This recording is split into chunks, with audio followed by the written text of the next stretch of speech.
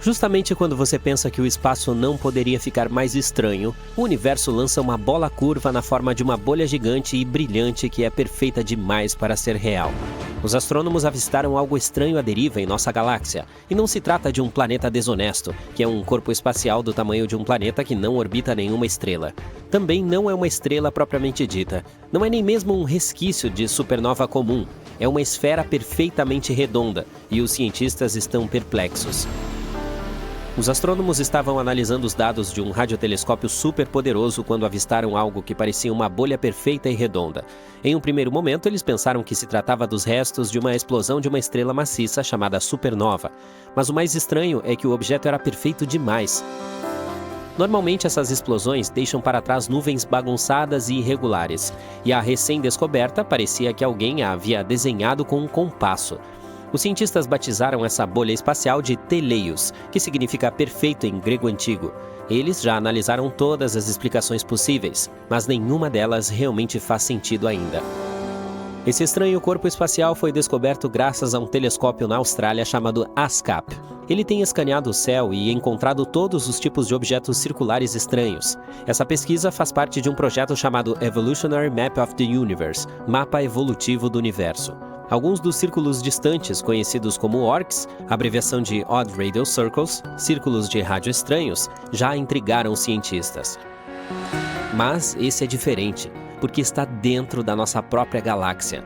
Ao mesmo tempo, embora a Teleios esteja tecnicamente mais próxima de nós, os cientistas não conseguem descobrir o quão próximo ela está.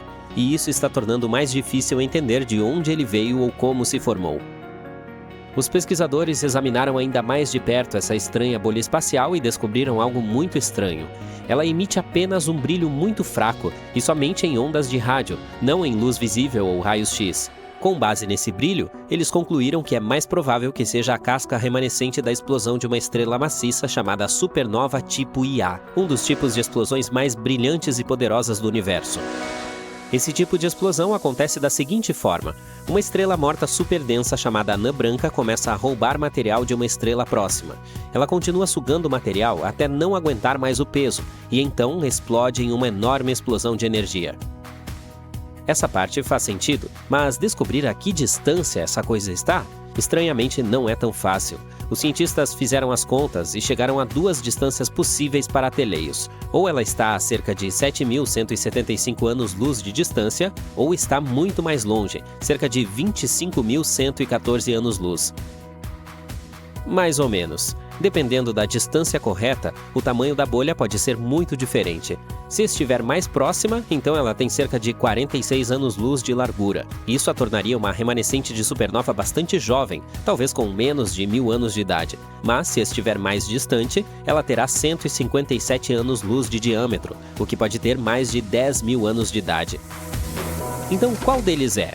É aí que as coisas ficam complicadas. Os cientistas têm modelos que nos dizem como esses restos de supernovas devem se comportar. E uma das coisas mais importantes que eles esperam ver são os raios-x. Mas você deve se lembrar que a Teleios não mostra nada. Não há um único raio-x à vista. Esse é o grande mistério.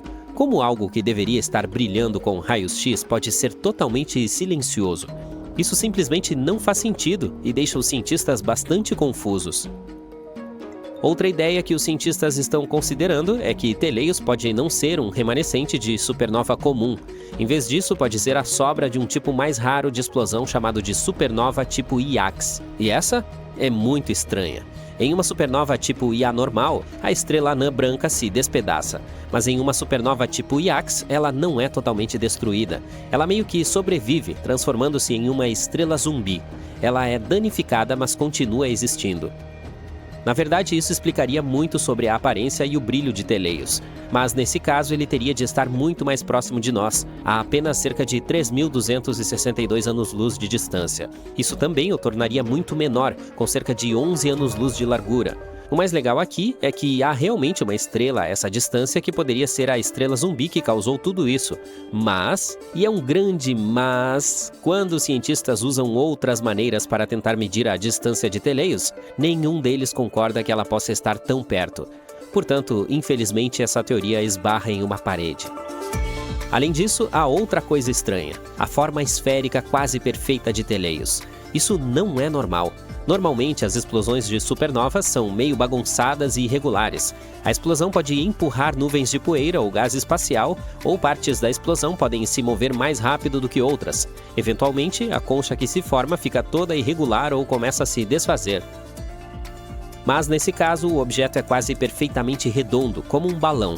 Isso é muito raro. A única maneira de algo ficar tão limpo e redondo é se explodisse em uma parte muito vazia do espaço e se expandisse suavemente em todas as direções. Na verdade, isso não é impossível, apenas muito raro. Agora, considerando seu formato único e provavelmente não natural, será que Teleios poderia ser um objeto artificial? Poderia ser uma esfera de Dyson?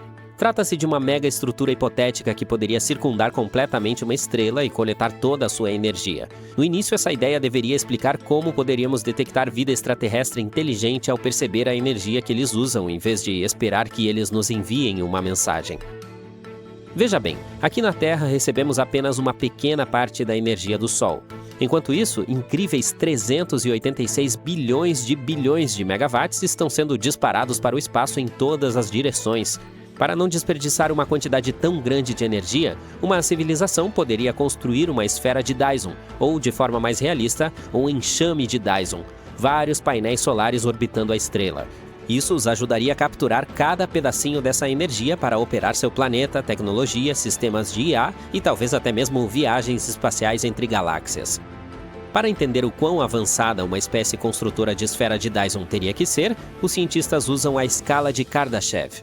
Ela classifica as civilizações de acordo com a quantidade de energia que podem utilizar. O tipo 1 pode usar toda a energia disponível em seu planeta natal. Spoiler, ainda não chegamos lá.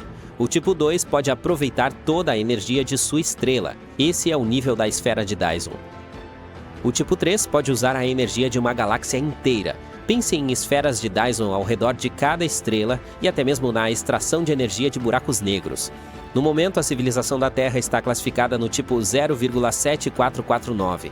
Isso significa que ainda não atingimos o máximo da energia disponível na Terra, incluindo combustíveis fósseis, energias renováveis e energia nuclear. Ainda estamos dando passos de bebê nessa escala cósmica. De qualquer forma, o problema com a teoria de que nosso objeto de formato perfeito poderia ser uma esfera de Dyson é que esse exemplo de tecnologia super avançada emitiria calor. Em outras palavras, haveria radiação infravermelha térmica e o objeto seria excepcionalmente brilhante no infravermelho. Isso poderia ser um sinal de que algo artificial está absorvendo a energia de uma estrela e remitindo-a como calor. Mas os cientistas não encontraram nenhuma assinatura de calor ou algo do gênero ao observar o Teleios. Então, temos a resposta final? Ainda não. Os cientistas analisaram todas as pistas existentes. Quão brilhante é a coisa, quão grande ela parece ser e quão longe ela pode estar, e nenhuma das possibilidades é totalmente perfeita. Cada ideia tem um problema, especialmente o fato de não estarmos observando nenhum raio-x, que deveria estar lá de acordo com as regras usuais. Eles ainda acham que a ideia da supernova regular do tipo IA é a melhor aposta por enquanto, mas não tem 100% de certeza. Simplesmente não há provas suficientes para afirmar com certeza. Portanto, o mistério continua. A equipe diz que precisaremos de observações mais poderosas e detalhadas para realmente descobrir o que aconteceu aqui. Mas, de qualquer forma, se algo como Teleios pode existir, o que mais existe por aí esperando para desafiar tudo o que sabemos sobre o universo? Um buraco de minhoca gigante, ou simplesmente uma conexão entre regiões do espaço-tempo, abre-se no espaço próximo à Terra. Nosso mundo enfrenta um caos sem precedentes. Satélites incinerados, céus rasgados por tempestades de radiação, redes elétricas inteiras sem energia. A atmosfera está inchando e queimando, os oceanos estão fervendo, o escudo magnético está se rompendo. De repente, o buraco de minhoca se desestabiliza. O espaço-tempo começa a se desfazer, rasgando a Terra de dentro para fora. As pessoas estão buscando abrigo, mas nada mais pode salvá-las. Veja essa devastação. Isso não é apenas um cenário de ficção científica, é um apocalipse cósmico esperando para acontecer e reescrever o destino da humanidade. O fato é que alguns buracos negros podem, na verdade, ser portais espaciais secretos. Pode parecer algo saído diretamente de Stranger Things, mas não é. Os cientistas vêm se perguntando há anos se alguns buracos negros poderiam ser buracos de minhoca disfarçados, túneis através do espaço e do tempo. E agora um novo estudo afirma que isso pode ser realmente possível, pelo menos em teoria. Os buracos de minhoca são como atalhos cósmicos que permitem que você saia em uma parte totalmente diferente do universo. Infelizmente, nunca encontramos um, e todo o conceito ainda vive na terra do "e se?". O problema é o seguinte: para que um buraco de minhoca realmente funcione, você precisaria de algo chamado energia negativa. Isso não é apenas raro, ela nem mesmo existe no universo normal. Talvez em algum mundo estranho da física quântica, mas mesmo lá é muito incerto. Ainda assim, os cientistas têm uma ideia ousada. E se alguns buracos negros não forem apenas vácuos espaciais gigantes que engolem tudo ao seu redor, mas forem, na verdade, buracos de minhoca ocultos? As chances de isso acontecer são mínimas, como ganhar na loteria, ser atingido por um raio e descobrir extraterrestres ao mesmo tempo. Mas matematicamente? Matematicamente não é impossível. É aí que entra um novo estudo. Os pesquisadores analisaram um tipo estranho de buraco negro chamado buraco negro de Schwarzschild. Esses buracos não giram, não têm carga elétrica, e como era de se esperar, são totalmente hipotéticos. Eles são apenas a versão matemática de um buraco negro, e não algo que já vimos no espaço. De qualquer forma, a equipe estudou algo chamado modos quase normais, que é apenas uma maneira elegante de dizer como o espaço vibra em torno de um buraco negro quando você mexe com ele. Essas vibrações não duram para sempre, elas desaparecem como o som de um sino que você ouve quando bate em uma campainha. Ao analisar essas vibrações do espaço-tempo, os cientistas tentaram descobrir se poderiam distinguir um buraco negro comum de um buraco de minhoca que finge ser um. Acontece que é muito difícil perceber essa diferença, mas talvez esse seja o objetivo. Os buracos de minhoca podem estar se escondendo à vista de todos, usando fantasias de buraco negro como se fosse o Halloween espacial. Os buracos de minhoca poderiam copiar quase perfeitamente o comportamento de um buraco negro, pelo menos no papel. Os pesquisadores fizeram um upload de todo o estudo no Archive, que é onde os nerds da ciência deixam suas ideias antes de chegarem às grandes revistas. E ele já foi publicado na Physical Review D, que é uma revista de física séria. O mais legal, porém, é que essa não é uma ideia totalmente nova. Os cientistas vêm debatendo essa questão de buraco negro ou buraco de minhoca há décadas. Em 2021, alguns pesquisadores se perguntaram se os buracos negros gigantes nos centros das galáxias, chamados de núcleos galácticos ativos, eram na verdade entradas de buracos de minhoca. E em 2022, uma equipe na Bulgária disse que a luz proveniente de um buraco de minhoca poderia parecer quase exatamente como a que vem de um buraco negro. Há também essa teoria de nível de ficção científica de que alguns buracos negros podem estar emparelhados com gêmeos opostos, chamados buracos brancos. Um buraco branco basicamente cospe coisas em vez de sugá-las. Juntos, um buraco negro e um buraco branco poderiam formar um túnel de buraco de minhoca, mas ninguém encontrou um buraco branco ainda. Portanto, essa ideia ainda é apenas uma teoria. A propósito, nesse estudo mais recente, os autores mostraram que os buracos de minhoca e os buracos negros não apenas têm aparência semelhante, mas também soam semelhantes. Pelo menos na forma como o espaço-tempo treme ao redor deles quando são atingidos por algo.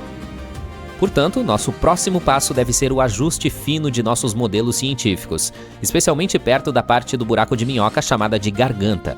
Os cientistas querem ver se os buracos de minhoca podem simular um comportamento ainda mais parecido com o de um buraco negro, mas isso é complicado. Parte da matemática é muito difícil. De qualquer forma, que tal saber mais sobre esses misteriosos buracos de minhoca? Você já os viu em todos os filmes de ficção científica, túneis espaciais mágicos que permitem que você atravesse o universo. Einstein foi o primeiro a sonhar com eles. Os buracos de minhoca ainda são 100% hipotéticos e nunca vimos um. Mas isso não impede as pessoas de teorizarem. Por exemplo, e se um buraco de minhoca começasse a sugar matéria como um buraco negro faz? Se um buraco de minhoca começar a comer coisas, como poeira, gás ou detritos espaciais, ele criará um tornado de plasma, literalmente uma tempestade de fogo espacial em sua garganta. E essa tempestade sinuosa acabaria explodindo do outro lado do buraco de minhoca, disparando plasma quente a quase 201,17 milhões de quilômetros por hora, ou seja, cerca de 1/5 da velocidade da luz.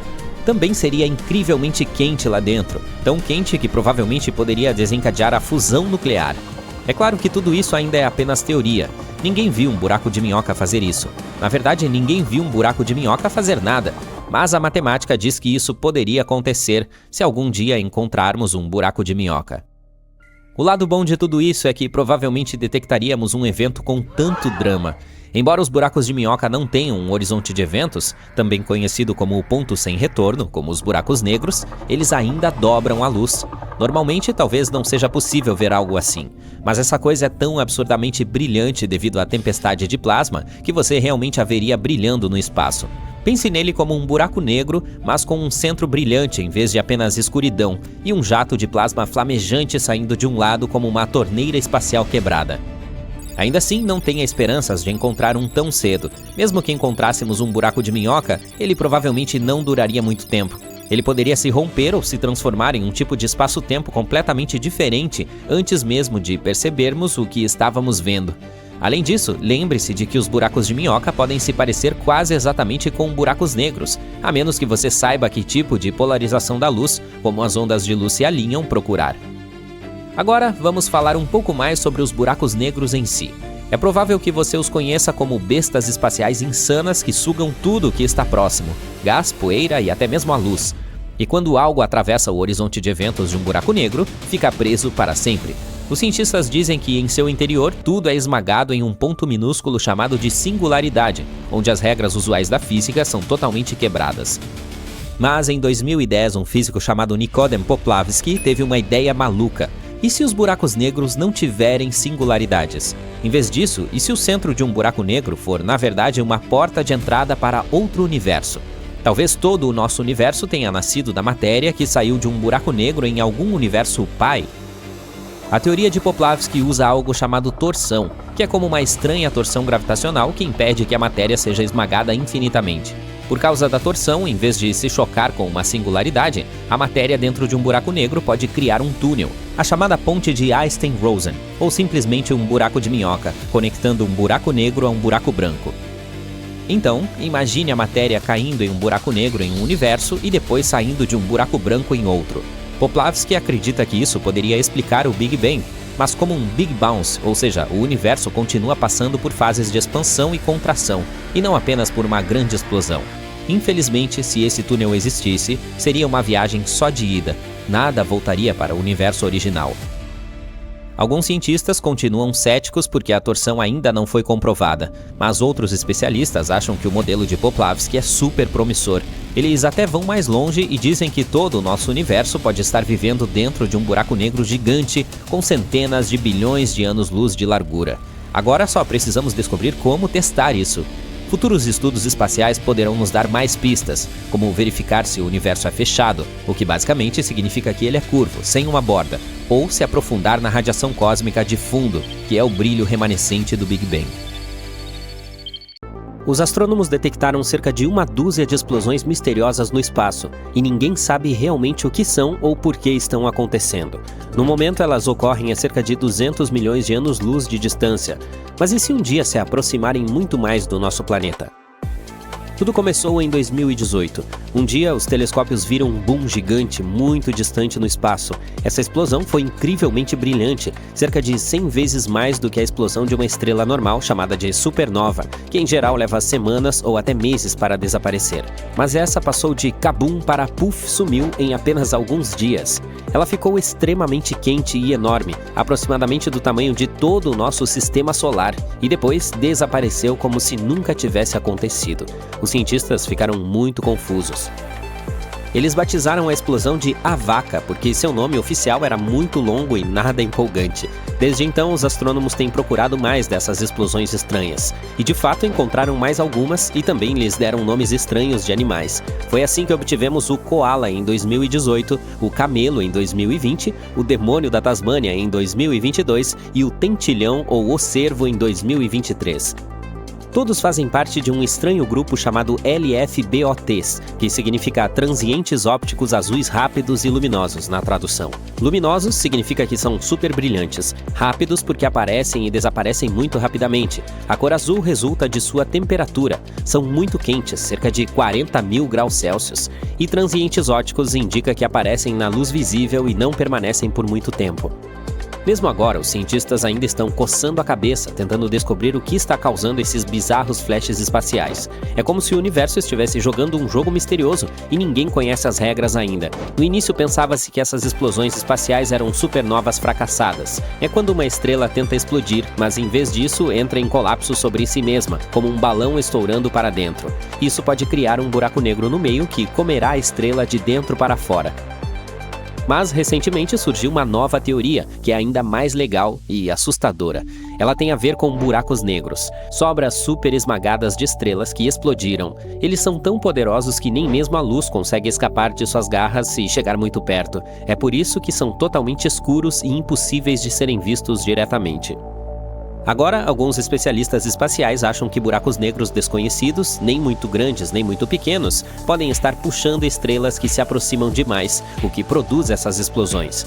Eles são chamados de buracos negros de massa intermediária, e ninguém ainda viu um deles. São como os maiores mistérios do espaço, e nós tentaremos resolvê-los em alguns minutos. Mas antes disso, você precisa saber que um novo LFBOT apareceu no espaço. Ele foi visto por um telescópio em Liverpool e atualmente é chamado de AT 2024 WPP. Sim, os astrônomos ainda não escolheram um nome de animal, mas estão pensando talvez em Avespa. O que você acha dessa escolha? Compartilhe nos comentários. Um deles tem certeza de que este é o melhor desde a vaca. A mais recente explosão espacial é super interessante e extremamente brilhante, como eu. Talvez a mais brilhante desde que toda essa coisa de LFBOT começou em 2018. Essa nova explosão Vespa também não se parece com uma supernova fracassada, e ainda assim os cientistas estão verificando todos os dados só para ter certeza. Agora, eles sabem que os buracos negros de tamanho médio que poderiam causar as explosões devem existir em algum lugar. É como saber que uma criatura secreta pode estar se escondendo no espaço, mas ninguém ainda tirou uma foto dela. Alguns especialistas acham que essa ideia é a mais empolgante e que ela pode até ajudar a explicar a matéria escura, um dos maiores mistérios de todo o universo. Seja qual for a verdade, uma descoberta recente pode lançar luz sobre a existência de buracos negros de tamanho médio. O fato é que, quando se trata desses monstros, o espaço tem alguns tamanhos diferentes: pequeno, super grande e algo no meio. Os pequenos são conhecidos como os de massa estelar e são cerca de 5 a 50 vezes mais pesados que o nosso Sol. Os gigantes são os supermassivos. São milhões ou até bilhões de vezes mais pesados que o Sol e geralmente ficam no meio das galáxias. E há um tipo misterioso no meio, o de massa intermediária. Esse é como o elo perdido dos buracos negros. Os cientistas têm certeza de que ele deve existir, mas não sabemos quase nada a respeito dele. Por exemplo, de onde vem, como cresce ou de que é feito. Boas notícias! Esse mistério pode finalmente estar sendo resolvido. Graças a vários novos estudos, os astrônomos agora têm algumas pistas novas e empolgantes. Pesquisadores descobriram ondas no espaço chamadas de gravitacionais que parecem vir de buracos negros que se chocam uns contra os outros. E não são de um tipo qualquer, mas aqueles que são de 100 a 300 vezes mais pesados que o Sol, o que pode significar que são os misteriosos de tamanho médio. Além disso, essas são as maiores colisões de buracos negros que já registramos na Terra. Esses carinhas são como fósseis espaciais, pistas históricas super antigas. E os recém-descobertos poderiam nos contar sobre as primeiras estrelas que iluminaram o universo. O problema está no fato de que nossas ferramentas na Terra, como o LIGO, sigla para Laser Interferometer, Gravitational Wave Observatory, captam apenas um pequeno momento deles se chocando. Literalmente apenas uma fração de segundo. Isso torna difícil descobrir de onde vêm os de tamanho médio. Portanto, os cientistas têm um novo plano. Um laboratório científico está se preparando para uma futura missão espacial chamada LISA, abreviação de Laser Interferometer Space Antenna. Trata-se de um projeto espacial interessante da NASA e da Agência Espacial Europeia que será lançado no final da década de 2030. A LISA flutuará no espaço e será capaz de captar toda a história das colisões de buracos negros, não apenas o boom final.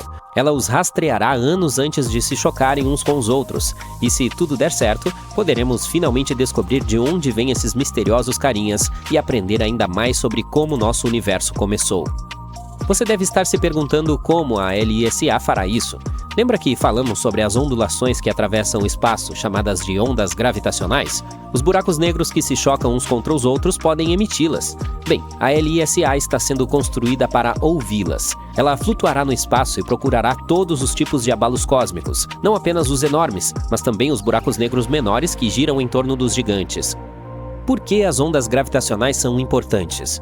Muitas coisas espaciais são escuras demais para serem vistas com telescópios comuns, pois não emitem luz alguma. Mas as ondas gravitacionais não se importam com a luz. Elas atravessam tudo, nos contando sobre os segredos escondidos nas partes escuras do universo. Ao estudá-las, os cientistas esperam aprender sobre coisas que nunca vimos antes, como buracos negros, ou o que realmente aconteceu no início do universo, e talvez até mesmo o que ainda não sabemos se existe. A LISA nos ajudará a descobrir como o universo começou, como ele está mudando e do que é feito. Voltando às colisões de buracos negros, encontrá-las não é fácil, mas os pesquisadores chegaram a uma solução inteligente. Estão usando a inteligência artificial para garantir que os sinais do espaço não sejam prejudicados por ruídos da Terra ou das próprias máquinas. Esse trabalho fez parte de um projeto voltado para a combinação de IA com ciência espacial. Os cientistas estão cada vez mais confiantes de que os buracos negros de massa intermediária, aqueles que estão entre os pequenos e os supermassivos, são reais. E que podem ser algumas das coisas mais interessantes que podemos estudar usando ondas gravitacionais, tanto da Terra quanto do espaço. O próximo grande passo? Olhar para a Lua. Futuros detectores colocados na superfície lunar poderiam ser ainda melhores na captura de certos tipos de ondas espaciais, especialmente aquelas que as máquinas baseadas na Terra poderiam não captar. Isso ajudaria os cientistas a descobrir onde esses buracos negros se encontram no espaço. Além dessa pesquisa, os astrônomos também estão planejando a exploração humana da Lua e estão ajudando a NASA a escolher os melhores locais para futuras missões, concentrando-se em grandes objetivos científicos, como física solar, clima espacial e como o universo funciona. Esse é um momento muito empolgante não apenas para estudar buracos negros, mas também para conectar a exploração espacial e a ciência. Olha só isso, a Cosmos 482, uma cápsula de alta tecnologia, foi construída para sobreviver até mesmo ao calor mais extremo de outro planeta. Mas algo deu errado, ela nunca conseguiu sair da órbita da Terra. Por mais de 50 anos ela ficou vagando silenciosamente ao redor do planeta, esquecido até agora. Em maio de 2025, a gravidade finalmente o puxou para baixo. Ele está voltando para casa, construído para sobreviver à reentrada e imprevisível o suficiente para cair em qualquer lugar, sem aviso, sem paraquedas. Apenas uma esfera de 1000 libras caindo do céu. Um meteorito feito pelo homem capaz de causar o caos. Em 1972, essa bola de aparência engraçada foi enviada em uma missão rumo a Vênus. Agora, Vênus é como o gêmeo maligno da Terra. É semelhante em tamanho, mas é aí que a semelhança termina. É o planeta mais quente do sistema solar, onde as temperaturas chegam a 460 graus Celsius. Quente o suficiente para derreter chumbo.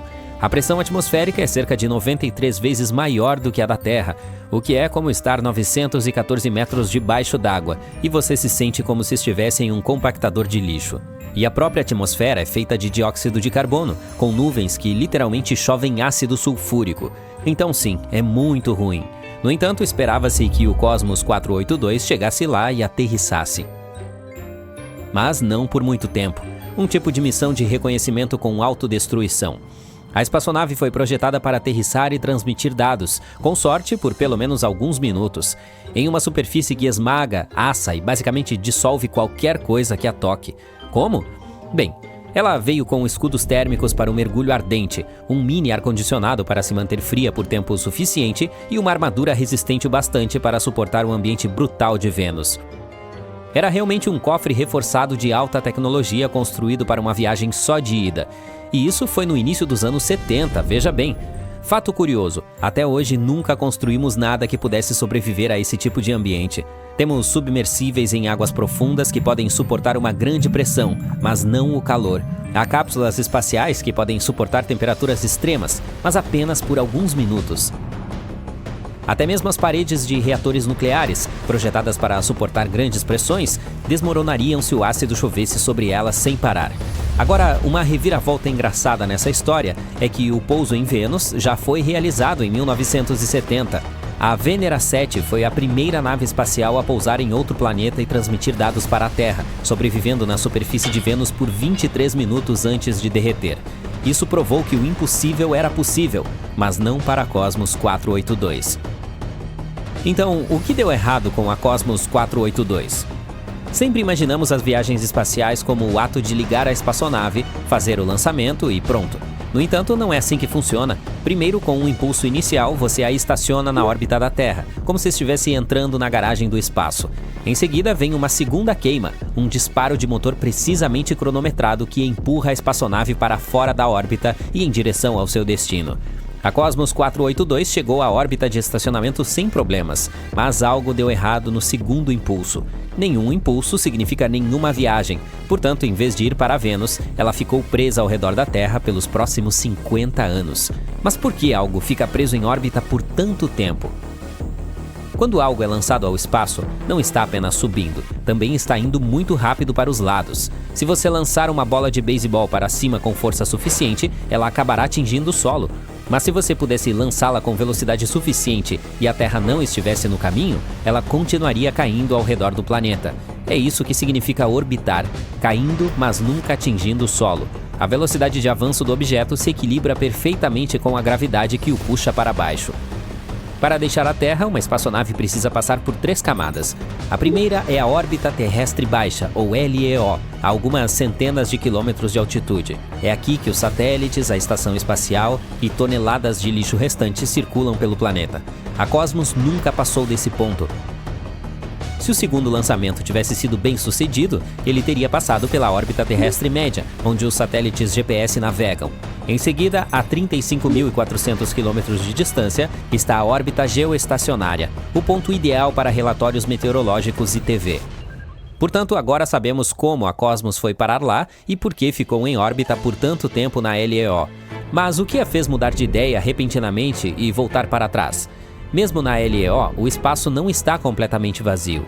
Ainda há um pouquinho de atmosfera lá em cima, e com o tempo ela age como um freio, desacelerando as coisas apenas o suficiente.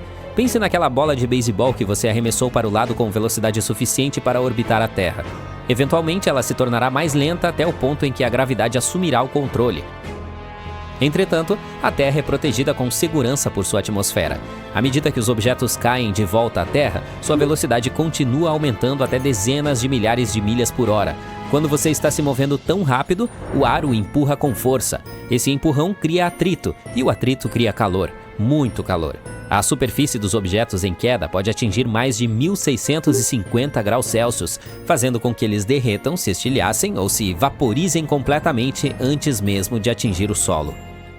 É por isso que os cientistas não perdem o sono com pequenos detritos. Pequenos pedaços de satélites antigos, até mesmo ferramentas perdidas durante caminhadas espaciais, caem o tempo todo. Elas queimam como estrelas cadentes. Nós simplesmente nunca os notamos. Agora, uma bola de beisebol se desintegraria instantaneamente. Mas o que dizer de uma bola gigante projetada para suportar a aterrissagem em Vênus? Felizmente, essa história potencialmente horrível é anticlimática porque a Cosmos caiu no Oceano Índico, a oeste de Jakarta, em 10 de maio de 2025. O radar a detectou atravessando o céu, brilhando, quebrando, esquentando, mas ainda intacto o suficiente para chegar até o solo. E conseguiu, felizmente não em um lugar cheio de gente. No entanto, agora que ela está perdida sob as ondas, estamos livres para especular quão real era o perigo. Ela poderia ter caído em uma área lotada? Com certeza. Se aquela cápsula de 1.000 libras tivesse caído sobre uma cidade, poderia ter esmagado telhados, destruído carros, ou pior ainda, ferido alguém gravemente. E não teria havido sirenes ou alertas. A Cosmos 482 foi lançada na década de 1970, muito antes do GPS ou do rastreamento em tempo real. Portanto, não havia nenhum sinal a ser seguido. Não havia um sistema de orientação adequado. Os cientistas só podiam fazer estimativas aproximadas sobre onde ela poderia aterrissar. Portanto, se tivesse caído sobre a Terra, teria se parecido com um meteoro. A história da Cosmos com o K teve um final feliz, mas ela não é a única coisa lá em cima que pode cair. No início de 2025, cerca de 11.700 satélites estavam ativos, mas com cerca de 14.900 em órbita. Isso significa que mais de 3.000 não estão mais operacionais. E o lixo espacial continua se acumulando. Os sistemas de rastreamento espacial monitoram mais de 40.000 objetos maiores que uma bola de softball, como pedaços de satélites antigos e pedaços de foguetes. Os cientistas estimam que haja mais de 1 milhão de fragmentos maiores que 1,27 centímetros e mais de 100 milhões de fragmentos menores ainda flutuando por aí. Esses fragmentos não podem nos ferir na Terra, mas a maior parte deles está em LEO, onde as colisões podem gerar nuvens explosivas de detritos, danificando satélites e estações espaciais. Apenas uma colisão pode desencadear uma reação em cadeia chamada Síndrome de Kessler, em que cada impacto cria mais detritos, levando a mais colisões, até que a órbita da Terra se transforme em um clássico de demolição. Você se lembra do filme Gravidade? Sim, é isso mesmo. E sim, as coisas maiores do LEO caem. O Cosmos 482 não foi o primeiro objeto espacial a ser desintegrado. Em 2016, a Estação Espacial Tiangong-1 perdeu contato e caiu de volta à Terra 2 anos depois, queimando sobre o Pacífico. Em 2001, a famosa Estação Mir foi derrubada intencionalmente. E antes disso, em 1991, a Salyut 7, outra estação espacial, foi desorbitada inesperadamente. A estação de 40 toneladas se desintegrou na reentrada e as partes que sobreviveram se espalharam pela Argentina. Entre outros, em 1979, o Skylab da NASA, a primeira estação espacial americana, caiu de volta à Terra com controle apenas parcial. Pedaços dela choveram por toda a Austrália Ocidental. Alguns jornais até ofereceram recompensas em dinheiro para quem encontrasse um pedaço. Portanto, já vimos isso acontecer antes. A Cosmos foi apenas o lembrete mais recente, mas a NASA e outras agências espaciais pensam nesse problema, e a maioria das espaçonaves modernas projetadas para retornar tem paraquedas, escudos térmicos e sistemas de segurança integrados para guiá-las para casa. Mas satélites que não estão funcionando e lixo velho, eles ainda estão lá em cima. Da próxima vez, um objeto espacial pode não aterrissar com segurança no oceano. Ele pode cair no seu telhado enquanto você assiste a um vídeo do Incrível. Mas não se preocupe. Há muito tempo, os cientistas acreditam que buracos negros realmente enormes, os chamados supermassivos, estão localizados no meio de todas as grandes galáxias. Mas, por alguma razão, por mais que tentassem, não conseguiram encontrar nenhum em uma chamada Southern Pinwheel, também conhecida como Messier 83 ou M83, que tem forma de espiral e fica a cerca de 15 milhões de anos-luz de distância de nós. Mesmo assim, os pesquisadores tinham certeza de que deveria estar lá, e isso foi muito confuso. E agora, o superpoderoso telescópio espacial James Webb pode ter encontrado uma pista de que realmente existe um deles escondido no meio da M83. Os buracos negros supermassivos consomem grandes quantidades de gás e poeira, o que os faz brilhar muito. A M83 não parecia brilhar, mas será que esse brilho poderia estar apenas escondido por nuvens espessas de poeira? De fato, as incríveis câmeras do James Webb detectaram aglomerados de gás ionizado especial que aparecem quando um buraco negro está fazendo seu trabalho, devorando matéria. Então, basicamente, ele pode estar brincando de esconde-esconde conosco, e o supertelescópio pode ter nos ajudado a descobrir esse mistério de longa data. Então, o que exatamente os cientistas viram? Foi uma luz brilhante proveniente de gás neon que precisa de uma quantidade enorme de energia, muito mais do que as estrelas normais conseguem produzir. Esse brilho é um forte indício de um núcleo galáctico ativo oculto. Mesmo as poderosas explosões de estrelas, chamadas de supernovas, não liberam energia suficiente para produzir esse tipo de luz. Portanto, um buraco negro supermassivo parece ser a razão mais provável. Por outro lado, essa não é a única razão possível. O brilho também pode vir de ondas de choque que se movem através do gás entre as estrelas, chamado de meio interestelar. Para descobrir isso, os cientistas vão dar uma olhada ainda mais de perto usando outras ferramentas espaciais poderosas, como o telescópio Hubble, o ALMA e o Very Large. Ao mesmo tempo, essa descoberta mostra como o James Webb é incrível. Aparentemente, ele pode encontrar coisas no espaço que antes estavam escondidas de nossos olhos. Outro exemplo é um buraco negro impossível que ele ajudou a detectar. Pensando bem, esse achado pode não ser tão surpreendente quanto parecia em um primeiro momento. Vamos descobrir esse mistério juntos. O fato é que os astrônomos pensaram ter encontrado um buraco negro super faminto que estava comendo coisas 40 vezes mais rápido do que deveria. E isso era algo que não fazia sentido com as leis da física existentes. Esse monstro, chamado LID 568, foi detectado com a ajuda do James Webb e era dos primórdios do universo, tendo se formado apenas 1,5 bilhão de anos após o Big Bang. Assim, a princípio, parecia que o buraco negro voraz estava comendo demais e muito rápido. Isso teria feito com que ele crescesse muito, muito rapidamente, o que era surpreendente para uma época tão antiga do universo. Mas agora, depois de observar novamente com o supertelescópio, os cientistas perceberam que estavam errados durante todo esse tempo. O buraco negro não estava quebrando as regras de forma alguma. O que realmente aconteceu foi que uma poeira espessa se interpôs no caminho e fez com que parecesse que ele estava devorando mais do que realmente estava. O funcionamento normal de um buraco negro é o seguinte: quando o material cai nele, ele fica superaquecido e brilha intensamente. Existe uma regra chamada limite de Eddington, que nos diz que o máximo que um deles pode comer é baseado em seu tamanho. Se tentar engolir mais, a luz que ele emite empurra o material para longe, portanto não pode ingerir mais. Alguns buracos negros podem devorar um pouco mais do que essa regra diz. Isso é chamado de acreção super Eddington, mas não 40 vezes. E o primeiro palpite dizia que o LEED 568 estava fazendo exatamente isso, quebrando esse limite em grande estilo. Mas então, o novo estudo, publicado em abril de 2025, mostrou que ele estava realmente se alimentando em um ritmo normal. O erro veio do fato de não enxergarmos claramente por causa de toda a poeira no espaço. Ela bloqueia e dispersa a luz, tornando mais difícil para vermos o buraco negro com clareza. Portanto, no final, nosso amigo não estava tão faminto e era bastante normal. Um pouco decepcionante, não é?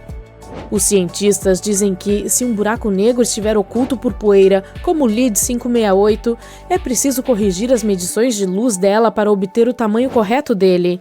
Se isso não for feito, pode-se obter o tamanho errado, o que também atrapalha o cálculo do limite de Eddington.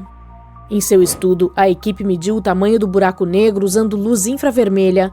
Ela não é bloqueada pela poeira tanto quanto a luz normal, que é a que os cientistas normalmente utilizam. Graças a isso, descobriu-se que ele era quase 1 bilhão de vezes maior que o Sol e cerca de 40 vezes maior que a antiga estimativa. Com esse novo e maior tamanho, os pesquisadores puderam corrigir o cálculo do limite de Eddington, o que deixou claro que o monstro não era tão faminto e bizarro quanto se pensava. Portanto, seus hábitos alimentares não significam que se trata de um buraco negro gigantesco que está crescendo muito rápido. Os cientistas já sabiam que a poeira pode atrapalhar as medições dos buracos negros, mas nem sempre foram bons em corrigir isso ao estudar galáxias distantes. Dessa maneira, outros também podem ter sido medidos incorretamente e mal compreendidos. A nova forma de medição da equipe pode ajudar os cientistas a aprender mais sobre esses buracos negros que estão ocultos pela poeira nas galáxias, especialmente as pequenos pontos vermelhos descobertas com o James Webb. Quando os especialistas observaram as primeiras imagens dessas partes distantes do universo, encontraram algo totalmente novo, um grupo de galáxias minúsculas e supervermelhas, por isso o nome. Há centenas delas. Esses pontos só aparecem durante um curto período da história do universo, quando ele tinha cerca de 1 bilhão de anos. E são muito confusos. Eles se parecem com duas coisas totalmente diferentes: galáxias realmente pesadas repletas de estrelas ou de tamanho modesto com um buraco negro supermassivo no meio. Mas uma coisa é certa: a típica galáxia ponto vermelho é minúscula, apenas cerca de 2% do tamanho da nossa Via Láctea, e algumas são ainda menores. Então, o que os faz brilhar?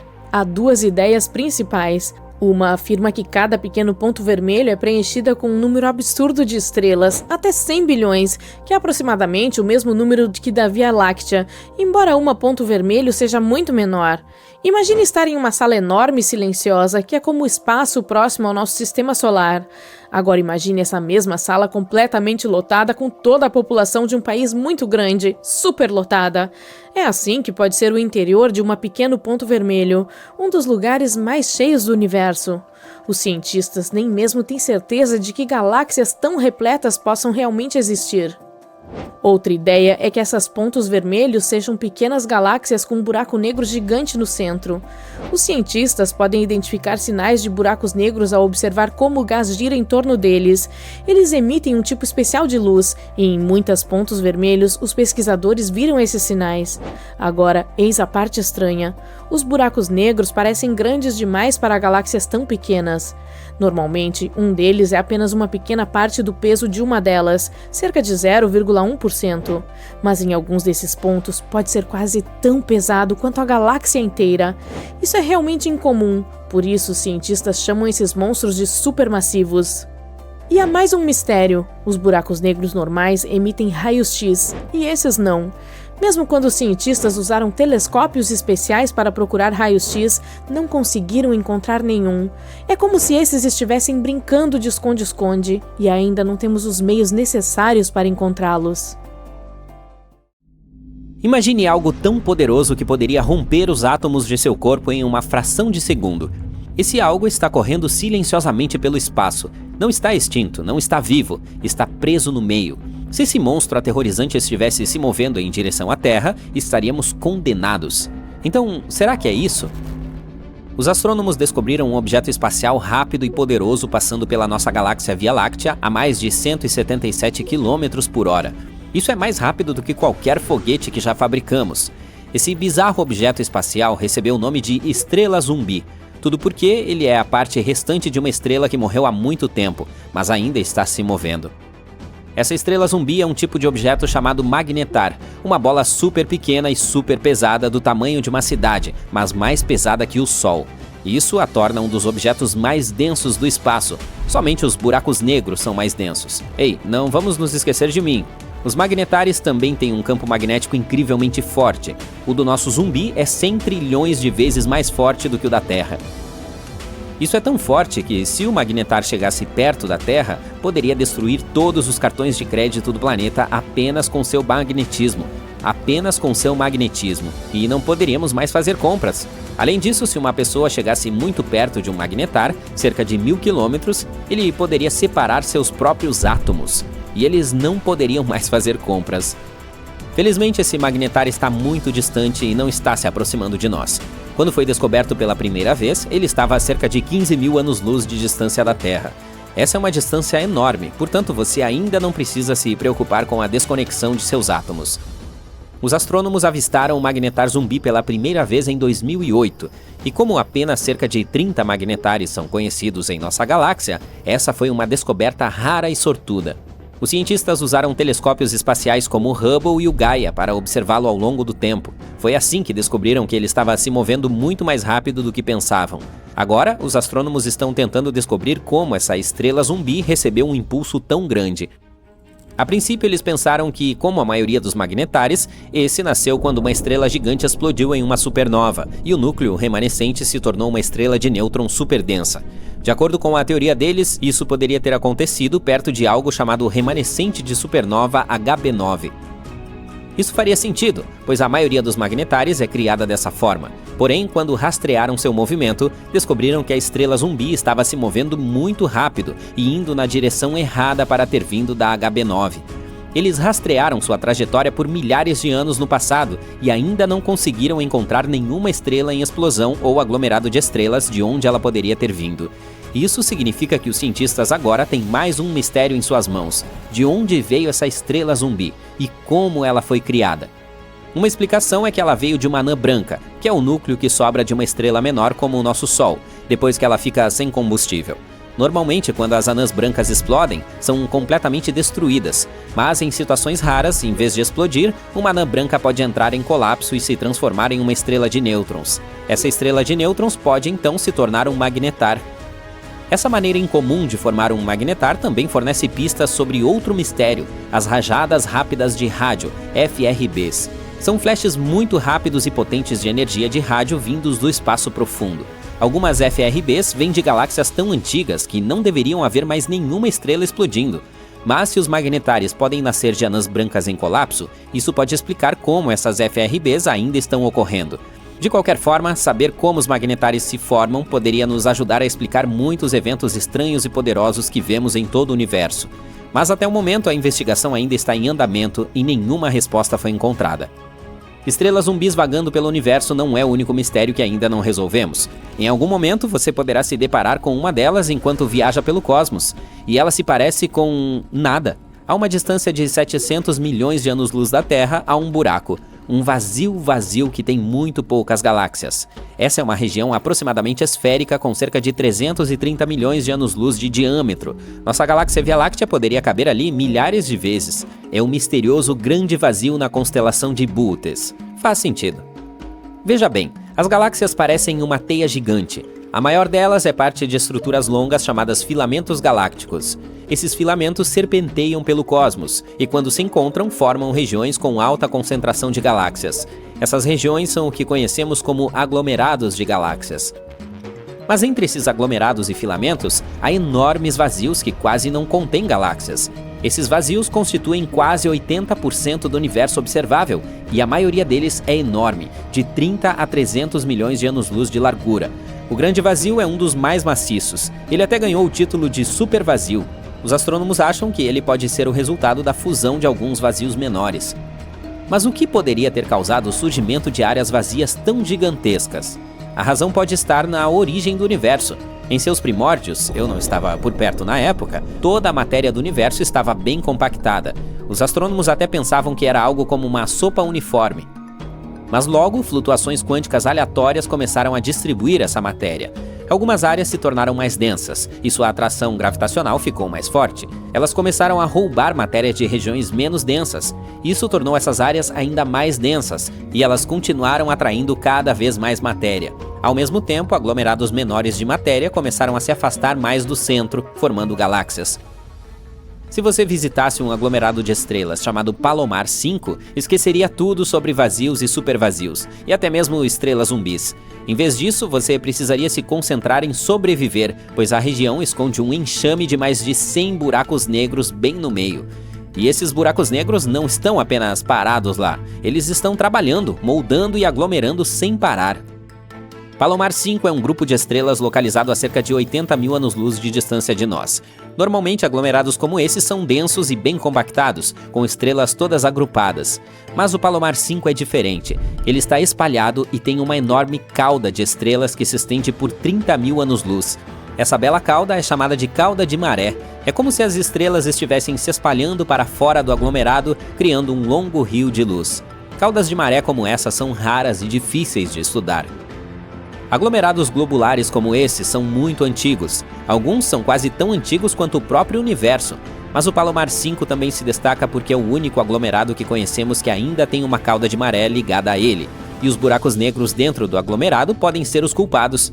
Eles estão puxando as estrelas do aglomerado, bagunçando suas órbitas e atirando-as para fora do aglomerado. Ou seria atirar com um estilingue? Não sei. De qualquer forma, essas estrelas são o que compõe a cauda de maré. Com o tempo, mais e mais estrelas são lançadas para fora. O Palomar 5 tem muito mais buracos negros do que o esperado. Cerca de 20% da massa do aglomerado é composta de buracos negros. Mais de 100 deles, cada um com cerca de 20 vezes a massa do nosso Sol. É claro que o Palomar 5 não vai durar para sempre. Em cerca de 1 bilhão de anos, o aglomerado se desfará completamente. Até lá, todas as estrelas terão desaparecido, deixando para trás apenas os buracos negros. Esses buracos negros orbitarão a Via Láctea como um remanescente fantasmagórico do aglomerado que costumava estar lá. Embora esse aglomerado já seja bastante assustador, há algo ainda mais sinistro que você pode ver no espaço: nuvens espessas de gás e poeira chamadas nebulosas. Uma das mais incomuns é provavelmente a NGC 2392, localizada a 5 mil anos-luz de distância da Terra, na constelação de Gêmeos. Ela foi descoberta há mais de 200 anos e se tornou popular devido à sua aparência incomum. É basicamente um disco de material com um anel de objetos em forma de cometa. As caudas desses objetos se afastam da estrela no centro da nebulosa. As bizarras faixas alaranjadas na parte externa da nuvem se estendem por anos-luz em todas as direções. O centro se assemelha a uma bola de barbante, mas na realidade é uma bolha de material soprada no espaço pelo vento de material de alta velocidade produzido pela estrela central. Uau! Você sabia que os oceanos cobrem cerca de 70% da superfície da Terra e que só exploramos de 5 a 20% deles? E agora, astrônomos encontraram mais água, um enorme reservatório flutuando no espaço, próximo a um quasar que está a mais de 12 bilhões de anos-luz de distância. E não estamos falando de uma simples poça. É uma quantidade impressionante de água, cerca de 140 trilhões de vezes mais do que toda a água dos oceanos da Terra. Essa água está ao redor de um buraco negro supermassivo, 20 bilhões de vezes maior que o nosso Sol. Esse buraco negro é cercado por um quasar super brilhante. Ele emite tanta energia quanto você teria se reunisse 1.000 trilhões de sóis. Eu nem consigo contar até esse número. E a propósito, como a luz leva tempo para chegar até nós, estamos vendo esse quasar como ele era quando o universo ainda era muito jovem. Os astrônomos têm certeza de que o reservatório de água recém-descoberto é o mais distante e o maior que já encontramos no espaço. Mark Bradford, do Laboratório de Propulsão a Jato da NASA, explica que o ambiente desse quasar é tão único que é capaz de criar uma quantidade incrível de água. A equipe de Bradford, junto com outro grupo de astrônomos, vem estudando o quasar e o buraco negro supermassivo em seu centro há bastante tempo. Eles perceberam que, à medida que o buraco negro atrai matéria ao redor, ele aquece o gás e a poeira próximos. Esse processo criou uma região cheia de moléculas nunca observadas a uma distância tão grande antes. Os quasares foram avistados pela primeira vez há cerca de 50 anos, quando telescópios detectaram objetos superbrilhantes no espaço distante. Eles não são estrelas comuns. Eles brilham a partir dos centros de galáxias distantes e são tão poderosos que ofuscam todas as estrelas de sua galáxia juntas. No coração de cada quasar há um buraco negro gigantesco, que é milhões ou até bilhões de vezes mais pesado que o Sol. Quando gás e poeira giram em direção ao buraco negro, eles se aquecem e liberam uma quantidade insana de energia. Isso faz dos quasares algumas das coisas mais brilhantes e poderosas que já vimos no espaço. Olhar para quasares é realmente como olhar para o passado. A luz que vemos deles hoje está viajando há bilhões de anos. Isso dá aos cientistas uma visão de como o universo era há muito tempo no passado. Os quasares explicam como as galáxias se formaram, como a matéria se espalhou e as primeiras estruturas cósmicas se juntaram. Alguns quasares lançam jatos massivos de partículas super rápidas. Estendendo-se ao longo do espaço, eles às vezes, inclusive, podem mudar regiões inteiras do universo. Mas vamos voltar àquela água espacial, ou melhor, vapor d'água. Quando os astrônomos a descobriram, ela estava flutuando perto do quasar, espalhada numa área com centenas de anos-luz de largura. Para comparar, apenas um ano-luz equivale a cerca de 6 trilhões de milhas. Mesmo que o gás lá seja rarefeito, diferente do que temos na Terra, ele é mais quente e denso do que o gás encontrado na maioria das outras galáxias, incluindo a Via Láctea. A temperatura desse gás é em torno de menos 63 graus Fahrenheit, e ele é cerca de 300 trilhões de vezes menos denso do que a atmosfera da Terra. Realmente parece algo extremo. Mesmo em termos espaciais, isso é incomum. Agora, o vapor d'água não é apenas mais uma molécula. O simples fato de ele existir perto do quasar indica que a área é regularmente bombardeada por radiação. É isso que mantém o gás mais quente do que o normal. Para aumentar o mistério, os astrônomos também encontraram monóxido de carbono e outras moléculas. Em outras palavras, há bastante matéria-prima flutuando por aí. No futuro, esse gás pode ajudar o buraco negro supermassivo a crescer ainda mais, até 6 vezes o seu tamanho atual. Mas esse é apenas um dos muitos cenários possíveis. Parte desse gás pode ser sugada pelo buraco negro, parte pode formar novas estrelas e parte pode até ser lançada para o espaço. Agora, encontrar vapor d'água em um quasar tão distante significa que os blocos básicos de construção do universo existem há bilhões de anos. A água é crucial para a vida como conhecemos, então sua presença há tanto tempo sugere que os ingredientes para a vida existiam muito antes do que imaginávamos. Mas a água não é importante apenas para a vida, ela também desempenha um papel fundamental na formação de estrelas e galáxias. Quando enormes nuvens de gás esfriam, a água ajuda essas nuvens a colapsarem, facilitando o nascimento de novas estrelas. Mas como os pesquisadores conseguiram identificar essa imensa nuvem de água? Em 2008, a equipe de Bradford começou a procurar água no espaço com a ajuda de um instrumento especial chamado ZSPEC. Ele foi acoplado a um telescópio de 10 metros em Hawaii. Para confirmar suas descobertas, eles usaram outra ferramenta poderosa, o CARMA. Esse é um conjunto de antenas de rádio nas montanhas do sul da Califórnia. Ao mesmo tempo, uma equipe diferente estava procurando por água usando um telescópio nos Alpes franceses. Em 2010, a segunda equipe encontrou um pequeno indício de água no quasar distante. Era apenas um sinalzinho minúsculo. Depois disso, o grupo de Bradford detectou mais sinais. Era toda a prova de que precisávamos para concluir que realmente havia uma quantidade enorme de água lá fora. Agora, nossa nuvem flutuante de vapor d'água não é o único lugar onde encontramos água além da Terra. Cientistas fizeram recentemente uma grande descoberta. Acontece que existem enormes reservas de água líquida escondidas profundamente no subsolo de Marte. Então, em teoria, futuros astronautas poderiam usar essa água para apoiar missões ou até mesmo tornar Marte um lar de longo prazo. Mas, é claro, há um porém. Essa água não está em lagos ou oceanos acessíveis e bonitinhos. Ela está enterrada tão profundamente dentro de Marte que não temos como alcançá-la com a tecnologia atual. Os cientistas descobriram isso analisando dados sísmicos do módulo InSight de Marte. Ele detectou uma atividade sísmica estranha, e a melhor explicação para isso são esses reservatórios de água escondidos. Marte ainda tem um pouco de água hoje, principalmente como gelo na superfície ou logo abaixo dela. Mas isso não é nada comparado às enormes quantidades de água que o planeta tinha bilhões de anos atrás. O grande mistério é: para onde foi toda essa água? Os cientistas acham que ela pode ter escapado para o espaço ou migrado para o interior do planeta, onde agora pode estar presa como reservatórios líquidos ou depósitos de gelo. O problema? Não temos como medir quanta água Marte perdeu, então por enquanto essa pergunta continua sem resposta. A Lua da Terra também tem água, mas não da forma que você imagina. Em vez de lagos ou rios, a água da Lua é principalmente gelo congelado, espalhado de forma desigual pela superfície. Os polos frios e sombreados são especialmente cheios desse gelo, já que nunca recebem luz do Sol. Muito desse gelo também está misturado ao solo lunar e enterrado profundamente, tornando-o extremamente difícil de acessar. Depois, há Encélado, uma das luas de Saturno. Ela é minúscula, com apenas 314 milhas de diâmetro. Isso é pequeno o suficiente para caber dentro do Arizona.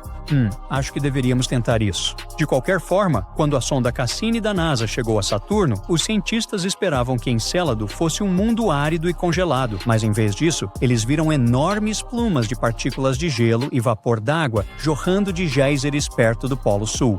Isso significava que tinha que haver um oceano gigantesco escondido sob sua crosta de gelo, espremido entre o núcleo rochoso da Lua e a superfície congelada. O fato de esse oceano ser ativo e constantemente enviar material para o espaço faz de Encélado um dos principais candidatos para futuras explorações. Também temos Europa, uma das luas de Júpiter, e um dos lugares mais promissores para buscar vida alienígena. Europa tem um oceano de água salgada com profundidade de 60 a 160 quilômetros. Pode ter mais água que todos os oceanos da Terra, mas há um obstáculo. Esse oceano está sob uma espessa camada de gelo, que cientistas acreditam ter de 16 a 32 quilômetros de profundidade. O oceano de Europa permanece líquido por causa das forças de maré provocadas pela gravidade de Júpiter. A enorme atração do planeta estica e comprime a Lua, criando fricção, o que aquece o interior e impede que o oceano congele completamente. E a parte mais empolgante é que os cientistas acreditam que plumas de água podem estar irrompendo por rachaduras no gelo de Europa, lançando água do oceano para o espaço. Agora, se isso for verdade, poderíamos potencialmente coletar amostras do oceano sem precisar perfurar quilômetros de gelo. Mas ainda há muitas incógnitas. Quão grandes são os reservatórios de água de Europa, com que rapidez eles se recongelam, como a intensa temperatura e pressão afetam o gelo. Cientistas querem saber, já que o Oceano de Europa é uma das melhores apostas para encontrar micróbios extraterrestres em algum lugar do nosso sistema solar. Você acorda depois de um cochilo. Você aciona o interruptor de luz. Nada, ainda está escuro como o breu. A bateria do seu celular acabou. O carregador é inútil. Não tem Wi-Fi, nem TV, apenas estática no rádio. Você está completamente isolado. Você vai até a janela e vê que a cidade inteira está na escuridão. Então, do nada, o céu noturno explode em tons rodopiantes de verde, roxo e azul. É uma aurora boreal em um lugar onde isso nunca deveria acontecer. Então, o que está acontecendo? O que parece ser um verdadeiro pesadelo moderno pode se tornar realidade se uma tempestade solar superpotente atingir a Terra. E isso poderia custar trilhões de dólares somente nos Estados Unidos. Por isso, agora, os cientistas estão construindo um tipo de sistema de alerta. Trata-se de um semáforo espacial que ajuda a nos proteger dos perigos ocultos do nosso próprio Sol que nos dá vida. Primeiro, as coisas mais importantes. As tempestades solares são explosões gigantescas de energia que vêm do Sol.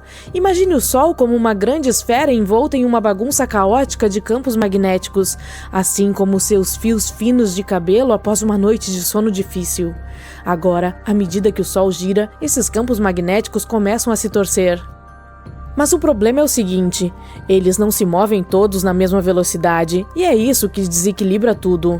Porque esses campos magnéticos emaranhados ficam tão esticados e torcidos que acabam se rompendo e se reconectando. E quando isso acontece, BUM! Toneladas de energia são liberadas e correm pelo espaço. Uma tempestade solar é exatamente isso, uma explosão repentina de energia, partículas, campos magnéticos e material quente lançado pelo Sol. E ela geralmente se apresenta em 3 formas poderosas. Primeiro, a erupção solar. Trata-se de um flash brilhante de radiação ou luz que dá um show espetacular. Essas são as explosões mais poderosas em nosso sistema solar. As explosões solares emitem todos os tipos de energia no espectro eletromagnético, incluindo raios X, raios gama e ondas de rádio. Seguinte, a tempestade de radiação. Acontece quando o Sol lança partículas carregadas, como elétrons e prótons, no espaço em altíssima velocidade. Só para se ter uma ideia, as partículas mais rápidas podem percorrer os 149,6 milhões de quilômetros do Sol até a Terra em apenas 30 minutos. E por fim, a ejeção de massa coronal. É quando enormes nuvens de plasma explodem da camada externa do Sol, conhecida como coroa. De longe, parecem bolhas gigantes estourando na superfície solar. Essas explosões são tão fortes que podem lançar bilhões de toneladas de material nas profundezas do sistema solar em uma única e poderosa explosão. Ok, então as tempestades solares estão lançando todo esse material no sistema solar, e isso deveria ser bom, exceto que não é, pois isso pode nos afetar. Quando uma tempestade solar se dirige para a Terra, as coisas podem ficar complicadas. Se ela colidir com o nosso campo magnético, desencadeia o que é conhecido como tempestade geomagnética, e isso pode atrapalhar seriamente nossa vida cotidiana. Veja os satélites, por exemplo. Uma forte tempestade geomagnética pode danificá-los ou fazer com que se desliguem por algum tempo. Os sistemas de GPS, como o do seu celular ou carro, podem parar de fornecer direções precisas. Os sinais de TV podem apresentar falhas ou ser interrompidos. Até mesmo as chamadas telefônicas podem cair ou soar estranhas. Em uma escala maior, a própria internet pode ter sérios problemas. Se os provedores de serviços ficarem inoperantes, todos os sistemas que dependem da web para se manterem conectados poderão parar de se comunicar entre si. Isso poderia deixar inúmeras pessoas e empresas completamente offline.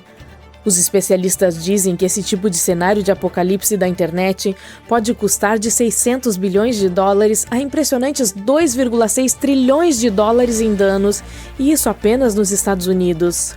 A comunicação por rádio também pode ser afetada, e isso é um grande problema, pois durante um grande blackout, geralmente é uma das poucas maneiras de recebermos notícias. Mas os problemas não param por aí. Isso também pode afetar os voos em todo o mundo. E para as pessoas comuns, isso pode significar aviões parados, viagens atrasadas e confusão total nos aeroportos. Isso também pode enviar uma corrente elétrica extra que flui pelas linhas de energia. Esse surto repentino pode sobrecarregar os transformadores e derrubar a energia. Essa não é apenas uma situação hipotética. Isso realmente aconteceu no Canadá em 1989, por exemplo. Uma tempestade solar deixou toda a província de Quebec mergulhada na escuridão por 9 horas seguidas. Embora tempestades solares fortes não atinjam a Terra com frequência, elas podem acontecer e acontecem. De fato, uma delas ocorreu em maio de 2024. Talvez você se lembre da notícia. As mídias sociais foram inundadas com fotos e vídeos de estranhas auroras iluminando o céu em tons de verde, vermelho e azul. Mas a parte mais louca é que essas auroras apareceram em lugares onde não deveriam aparecer. Pessoas em países como Brasil, África do Sul, Turquia, Coreia do Sul, Espanha e muitos outros lugares puderam ver esse impressionante espetáculo do céu pela primeira vez em suas vidas. E tudo isso aconteceu por causa de uma tempestade solar, a tempestade Gannon. Sim, quando uma tempestade solar é forte o suficiente, ela empurra as auroras para muito além de suas zonas habituais, tornando-as visíveis em locais muito mais próximos do Equador. Embora ainda sejam consideradas raras, as poderosas tempestades geomagnéticas estão ocorrendo cada vez com mais frequência. Isso ocorre porque o céu está experimentando o que é chamado de máximo solar. Basicamente, é um pico de atividade solar que ocorre a cada 11 anos. Então, quando a próxima grande tempestade solar vai nos atingir? Bem, talvez em breve. A NASA diz que um evento como esse pode ocorrer em algum momento de 2025.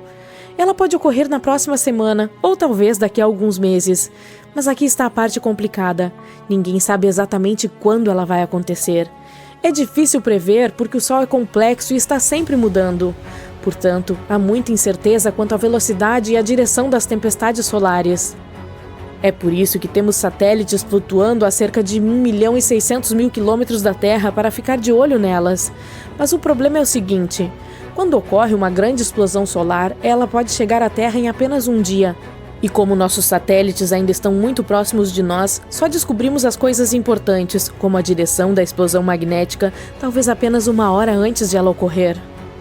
Isso significa que quase não há tempo para agir, o que torna muito difícil se preparar e proteger as coisas com as quais contamos todos os dias, como linhas de energia, serviços de internet, redes telefônicas e satélites que voam sobre nós. Portanto, hoje, estamos apenas esperando o melhor. E isso nos leva de volta ao motivo pelo qual precisamos de um sistema de semáforo para nos proteger das tempestades solares.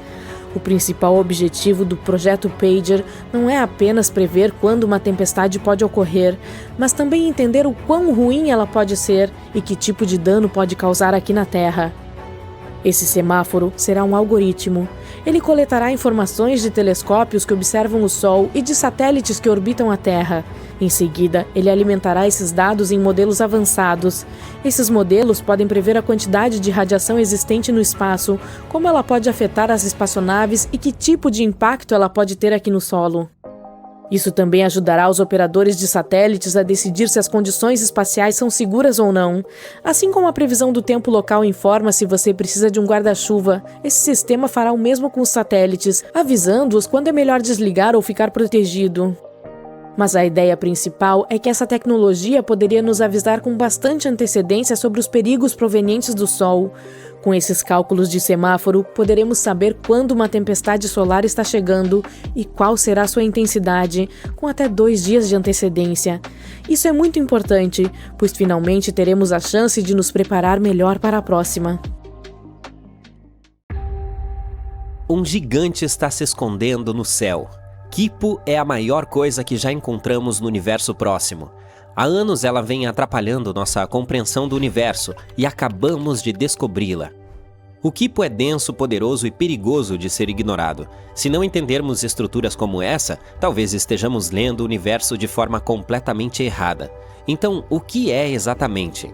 Bem, não é um objeto sólido como um planeta ou uma estrela. E não é uma coisa única, é uma superestrutura. Basicamente uma região inteira do universo. Uma bagunça emaranhada de matéria que se estende por uma enorme quantidade de espaço costurada pela gravidade.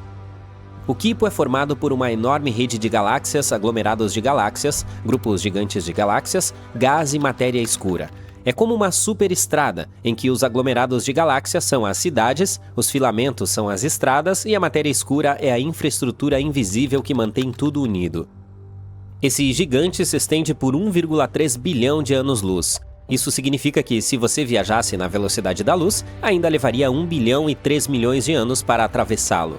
Kipo também tem 200 quatrilhões de massas solares, embora ocupe apenas 13% do universo observável. O nome Kipo vem do sistema Inca de cordas com nós usada para registrar coisas, chamadas quipos. Era como um sistema de escrita. Nesse sistema, cada nó, cor e torção contava uma história, números, impostos, colheitas e assim por diante. Assim, quando os astrônomos viram essa estrutura colossal no espaço, longa, emaranhada e ramificada como cordas espaciais, deram-lhe o nome dessa linguagem de nós. Além disso, a forma do espaço lembrava aos cientistas esses fios. Há um longo filamento central e os menores se ramificam nas laterais.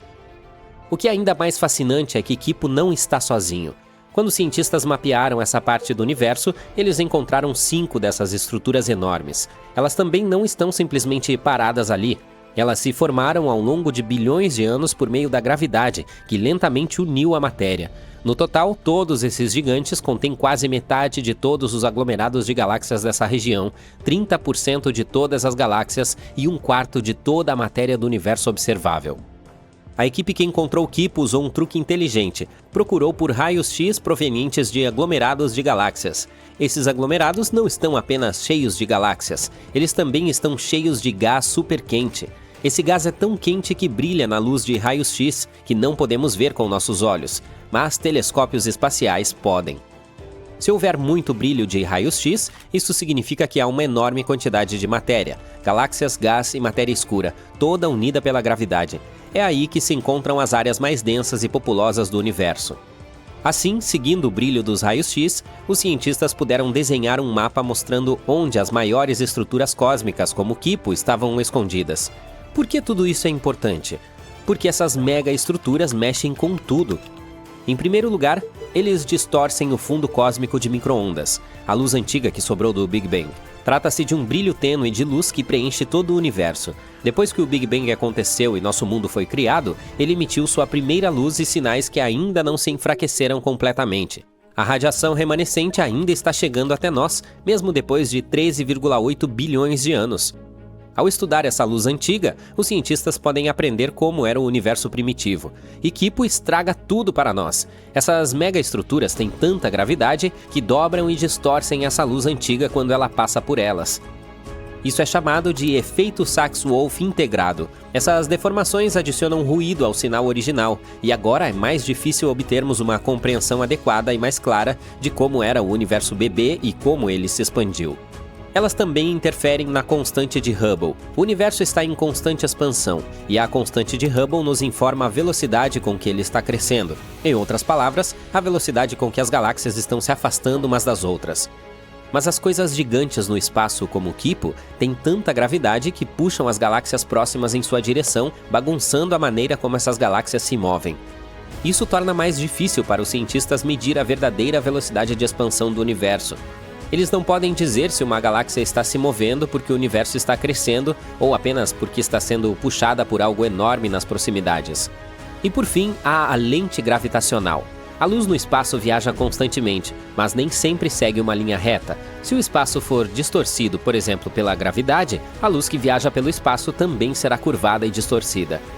Lente gravitacional é quando a luz de galáxias distantes é curvada porque passa por algo supermaciço, como Kipo. Essa enorme gravidade puxa a luz da mesma forma que uma bola pesada pode dobrar um lençol. E como a luz nos fornece informações, literalmente nos faz ver a aparência das coisas, essa curvatura distorce a forma como vemos as galáxias. As imagens das galáxias acabam parecendo esticadas, mais brilhantes, ou podemos até encontrar uma galáxia inteira no lugar errado. É como olhar para o nosso universo por meio de uma lente de aumento distorcida. Se não tomarmos cuidado, podemos interpretar mal essas distorções e ter uma ideia errada de como é o nosso mundo. Felizmente, essas misteriosas superestruturas não aparecem do nada. Os astrônomos suspeitavam que algo assim deveria estar por aí. Eles só não tinham certeza. Nosso melhor modelo para o universo é chamado Lambda CDM. Ele diz que o universo começou com o Big Bang, ainda se expandindo, e é feito principalmente de coisas misteriosas, energia escura e matéria escura fria, a parte CDM. Não podemos ver ou tocar essas coisas, mas sabemos que elas existem, porque se não existissem, nosso universo literalmente se desintegraria. Esse modelo corresponde ao que de fato vemos, como a formação de galáxias, como as estrelas se movem e a forma geral do universo. Portanto, mesmo que algumas peças do quebra-cabeça por si só ainda sejam um mistério, elas correspondem à imagem real. E esse modelo de fato previu coisas como Kipo. Quando os cientistas executaram simulações usando esse modelo, eles viram estruturas semelhantes se formando, teias cósmicas gigantes de galáxias unidas pela gravidade. O Kipo correspondeu a essas previsões na vida real.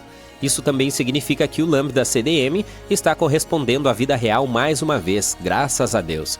Não há grandes surpresas aqui, mas agora que a encontramos de fato, ela é a maior estrutura conhecida no universo observável. Há outro gigante antes de Kipo, a Grande Muralha de Sloan. Essa foi descoberta em 2003 e acreditava-se que era uma das maiores estruturas já encontradas, e ainda é um monstro absoluto. A Grande Muralha de Sloan se estende por mais de 1 bilhão de anos-luz. Ela é chamada de muralha, mas não é uma muralha como as que você encontraria na Terra. É também uma vasta rede cósmica composta de milhares de galáxias e gás, conectadas pela matéria escura. O que torna Kipo e a Grande Muralha de Sloan tão surpreendentes é o fato de parecerem literalmente grandes demais para existir. De acordo com o modelo Lambda CDM, estruturas tão grandes não deveriam ser comuns, especialmente na época em que se formaram. Como esses gigantes se formaram tão rapidamente em um universo que deveria estar crescendo, se expandindo e se suavizando com o tempo? E se continuarmos a encontrar mais deles, isso seria completamente insano. Poderia significar que há algo mais profundo acontecendo na forma como nosso mundo é construído. Tudo isso faz parte de nossa louca jornada copernicana, uma longa série de descobertas em que o universo nos deixa cada vez mais humildes. Toda vez que descobrimos algo assim, percebemos ainda mais que não somos o centro de nada. Primeiro aprendemos que a Terra não era o centro do nosso sistema solar. Depois descobrimos que o sistema solar é apenas uma partícula em uma galáxia. Agora, até mesmo os superaglomerados de galáxias, que acreditávamos serem os maiores, estão sendo diminuídos por estruturas como Kipo e a Grande Muralha de Sloan. Mas essas estruturas não durarão para sempre. Kipo é temporária. Ao longo de bilhões de anos, a gravidade a destruirá, quebrando-a em pedaços menores. Algumas partes entrarão em colapso em aglomerados mais apertados, outras se afastarão. Atualmente, no entanto, é uma das estruturas mais importantes do universo conhecido. Ela molda a forma como as galáxias se formam. Ela dobra a luz, o que a torna muito importante para nós. Ela literalmente atrapalha nossa compreensão do cosmos. O espaço é vasto, escuro e vazio. Oh, tão vazio. Espere, o que é isso? É uma esfera? Parece isso algo como uma bolha de sabão esbranquiçada flutuando no espaço. Ampliar? Um pouco mais. Você está vendo pessoas lá dentro? Parecem formigas correndo de um lado para o outro, fazendo suas próprias coisas. Alguém está cultivando alimentos, alguém está trabalhando no laboratório e alguém está jogando badminton com seus amigos. Que tipo de sonho febril de ficção científica é esse? Agora, tudo isso pode não ser tão irrealista quanto parece. Neste exato momento, a Max Space está trabalhando em habitats espaciais infláveis que poderiam tornar possível, e barato, viver no espaço. Seu maior habitat seria tão espaçoso quanto um estádio esportivo. Eles já mostraram seus planos, afirmando que esses habitats poderiam ajudar a humanidade a sair da Terra no futuro. De acordo com um dos fundadores, não há espaço suficiente para viver no espaço. E se não o tornarmos mais barato e muito, muito maior, não iremos muito longe na exploração espacial. Quanto aos habitats expansíveis, eles são inteligentes.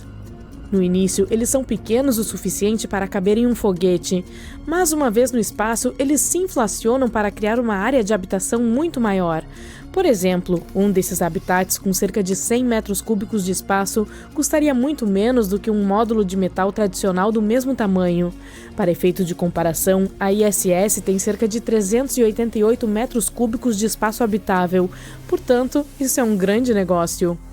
Já existem habitats espaciais semelhantes. Uma empresa chamada Bigelow Aerospace lançou 2 módulos de teste, o Genesis 1 e o Genesis 2 nos anos 2000, e outro módulo chamado Beam está conectado à ISS desde 2016.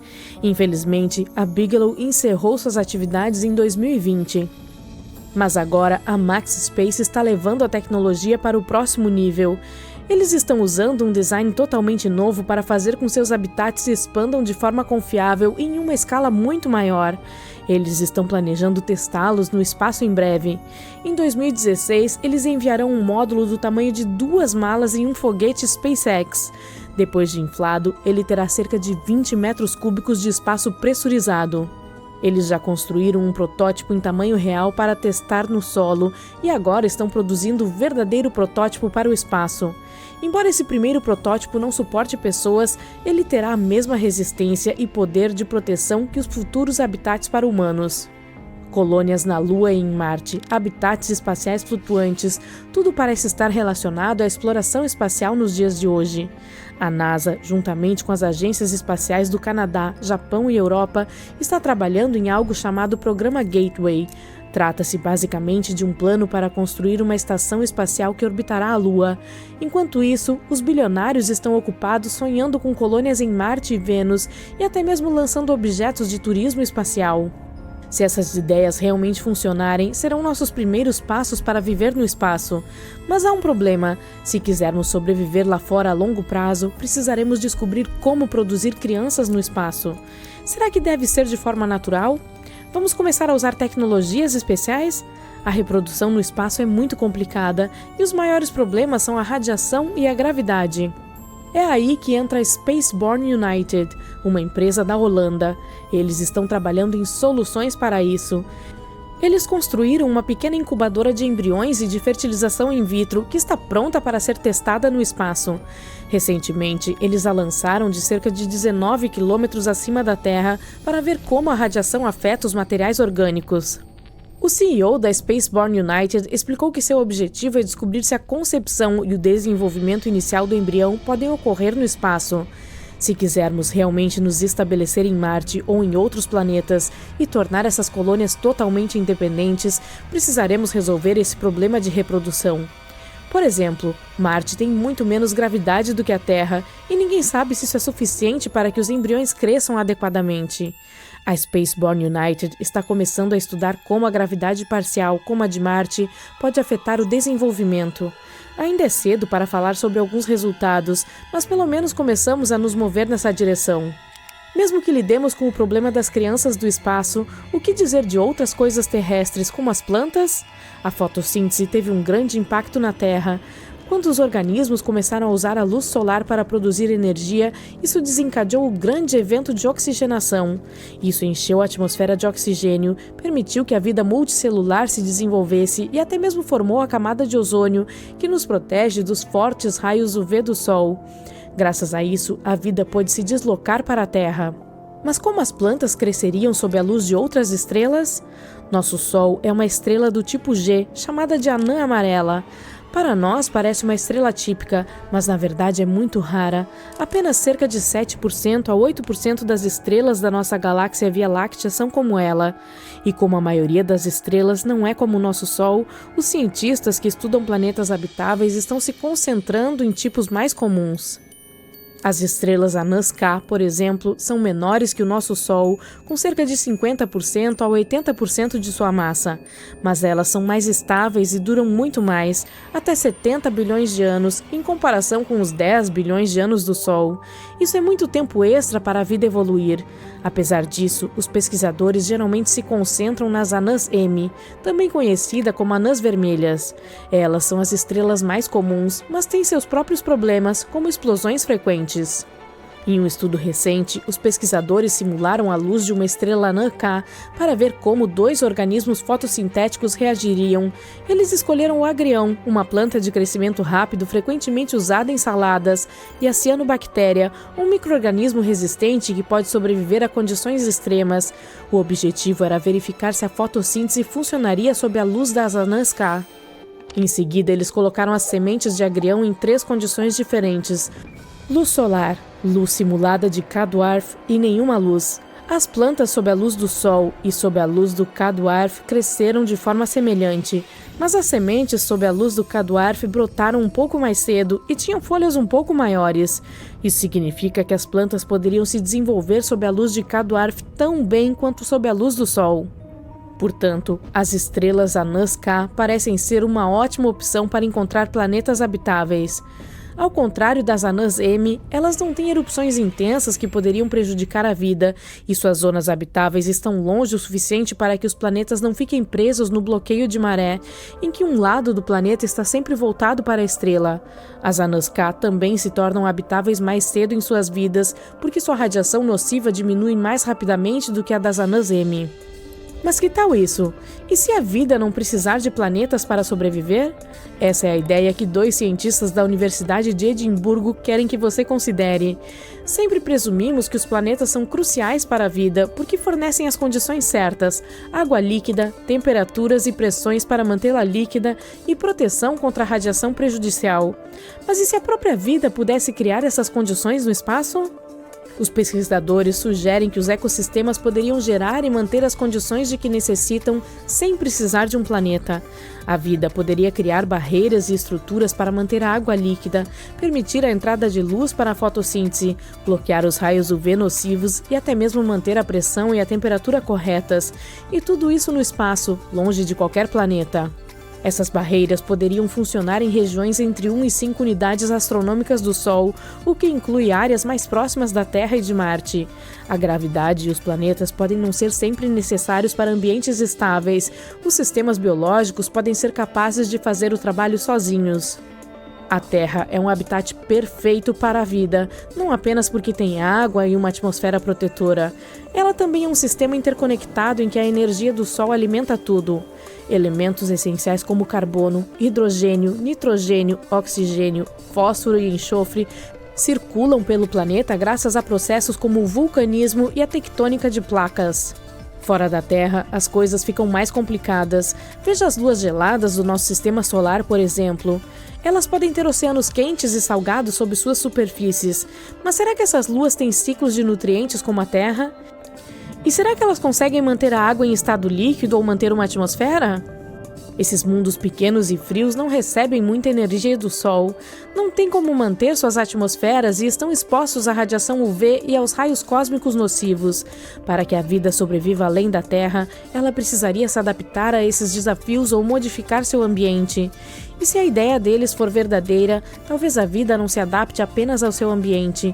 Ela também poderia criar ambientes totalmente novos.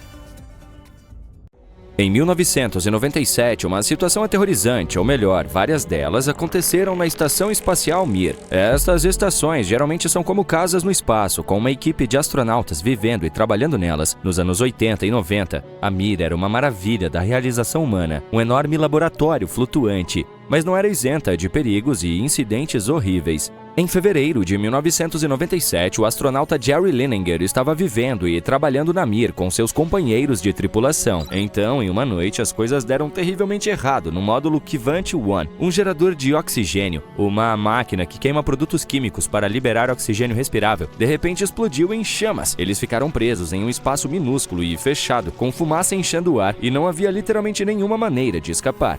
O fogo ardeu por 14 minutos. Ele encheu a estação com uma fumaça tão espessa que os astronautas não conseguiam nem ver suas próprias mãos. Eles imediatamente pegaram as máscaras de gás, que deveriam ter sido sua salvação. E, infelizmente, as máscaras não funcionaram para todos. Na época do incêndio, em 1997, a Mir já tinha 11 anos de idade, muito além de sua vida útil esperada. O equipamento, incluindo as máscaras de gás, provavelmente se degradou com o tempo devido às condições adversas do espaço.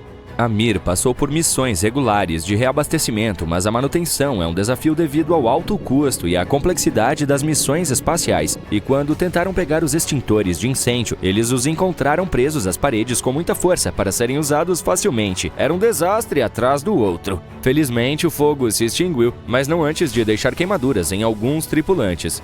Linenger, que era um médico treinado, tratou seus companheiros de tripulação. Ele também escreveu um relatório para a NASA sobre o incidente, mas a NASA minimizou o evento, tratando como uma experiência de aprendizado útil para missões futuras. Além disso, esse não foi o primeiro incidente como esse.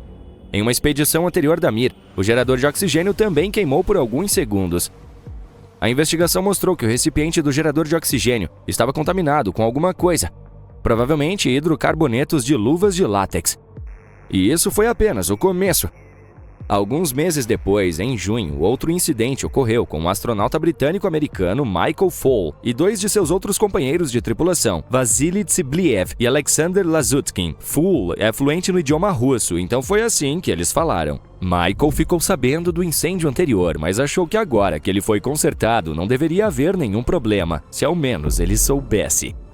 Um dia, uma espaçonave de carga chamada Progress deveria trazer suprimentos para a estação, coisas como alimentos e equipamentos. Ela estava atracando lentamente e, de repente, colidiu com a Mir. Isso aconteceu do nada. A colisão causou um buraco em uma das salas da Mir, chamada de módulo Spectre.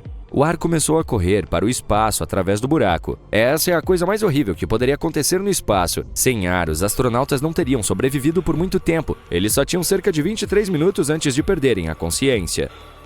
Os ouvidos de Fall começaram a estalar quando a pressão caiu, mas felizmente todos eles passaram pelo intenso treinamento da NASA e estavam preparados para situações como essa. Michael foi para a cápsula Soyuz, um bote salva-vidas da estação espacial. Se as coisas piorassem, ele planejava usá-la para escapar de volta à Terra. Ele estava esperando por seus companheiros de tripulação, mas para seu choque, eles não apareceram.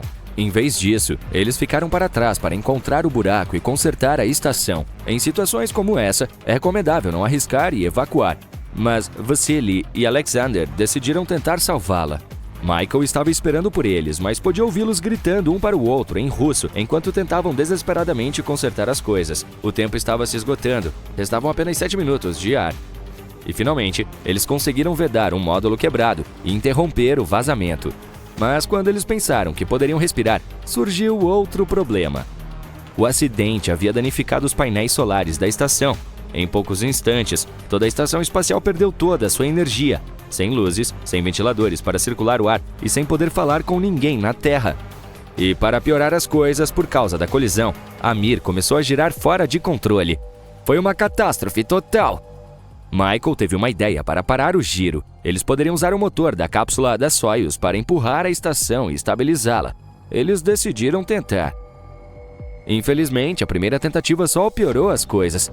O giro ficou mais rápido, mas eles decidiram tentar novamente, desta vez usando rajadas curtas do motor.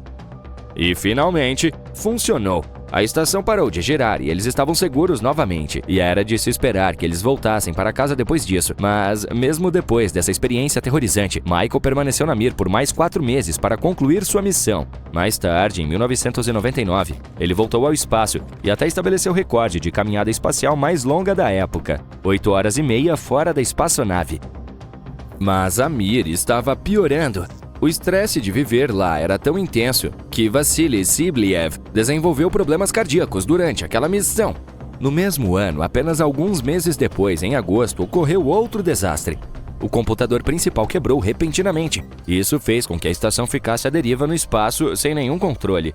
Sem esse computador, a Mir não conseguia alinhar seus painéis solares com o Sol. Isso significava que as baterias da estação estavam se esgotando rapidamente. No espaço, ficar sem energia significa ficar sem comunicação e sem suporte à vida. E você se lembra da nave de suprimentos da Progress? Bem, essa queda de energia aconteceu exatamente quando outra nave da Progress estava tentando atracar, exatamente como da última vez. Mas agora, os computadores que controlavam o processo não estavam se comunicando adequadamente. O comandante Anatoly Solevyov teve que assumir o controle manualmente, e a coisa ficou louca. Como os monitores da nave Progress não estavam funcionando, ele teve que usar um monitor na Mir para ver o que a nave de suprimentos via. Era como tentar estacionar um carro usando uma câmera do painel de outra pessoa. Quando a nave de suprimentos estava a apenas alguns metros de atracar, a tela ficou completamente vazia. Solevyov não conseguia ver nada. Ele só podia rezar e adivinhar. Milagrosamente, ele acertou o acoplamento. Mas o computador principal ainda estava desligado, e a Mir estava girando rapidamente. A tripulação teve que economizar o máximo possível a energia restante e parar o giro. Eles desligaram todos os sistemas não essenciais e correram para a cápsula da Soyuz. Decidiram tentar o que Michael fez antes deles, disparar os motores da cápsula em rajadas curtas e empurrar a Mir de volta à posição.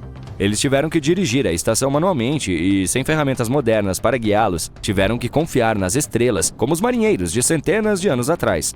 Finalmente, a rotação parou, mas eles ainda tinham apenas alguns dias de ar. Depois disso, teriam que contar com velas químicas, dispositivos que queimam para produzir oxigênio, mas que também apresentam risco de incêndio. E o fogo, como a história de Mir mostrou, não era algo com o qual eles queriam se meter.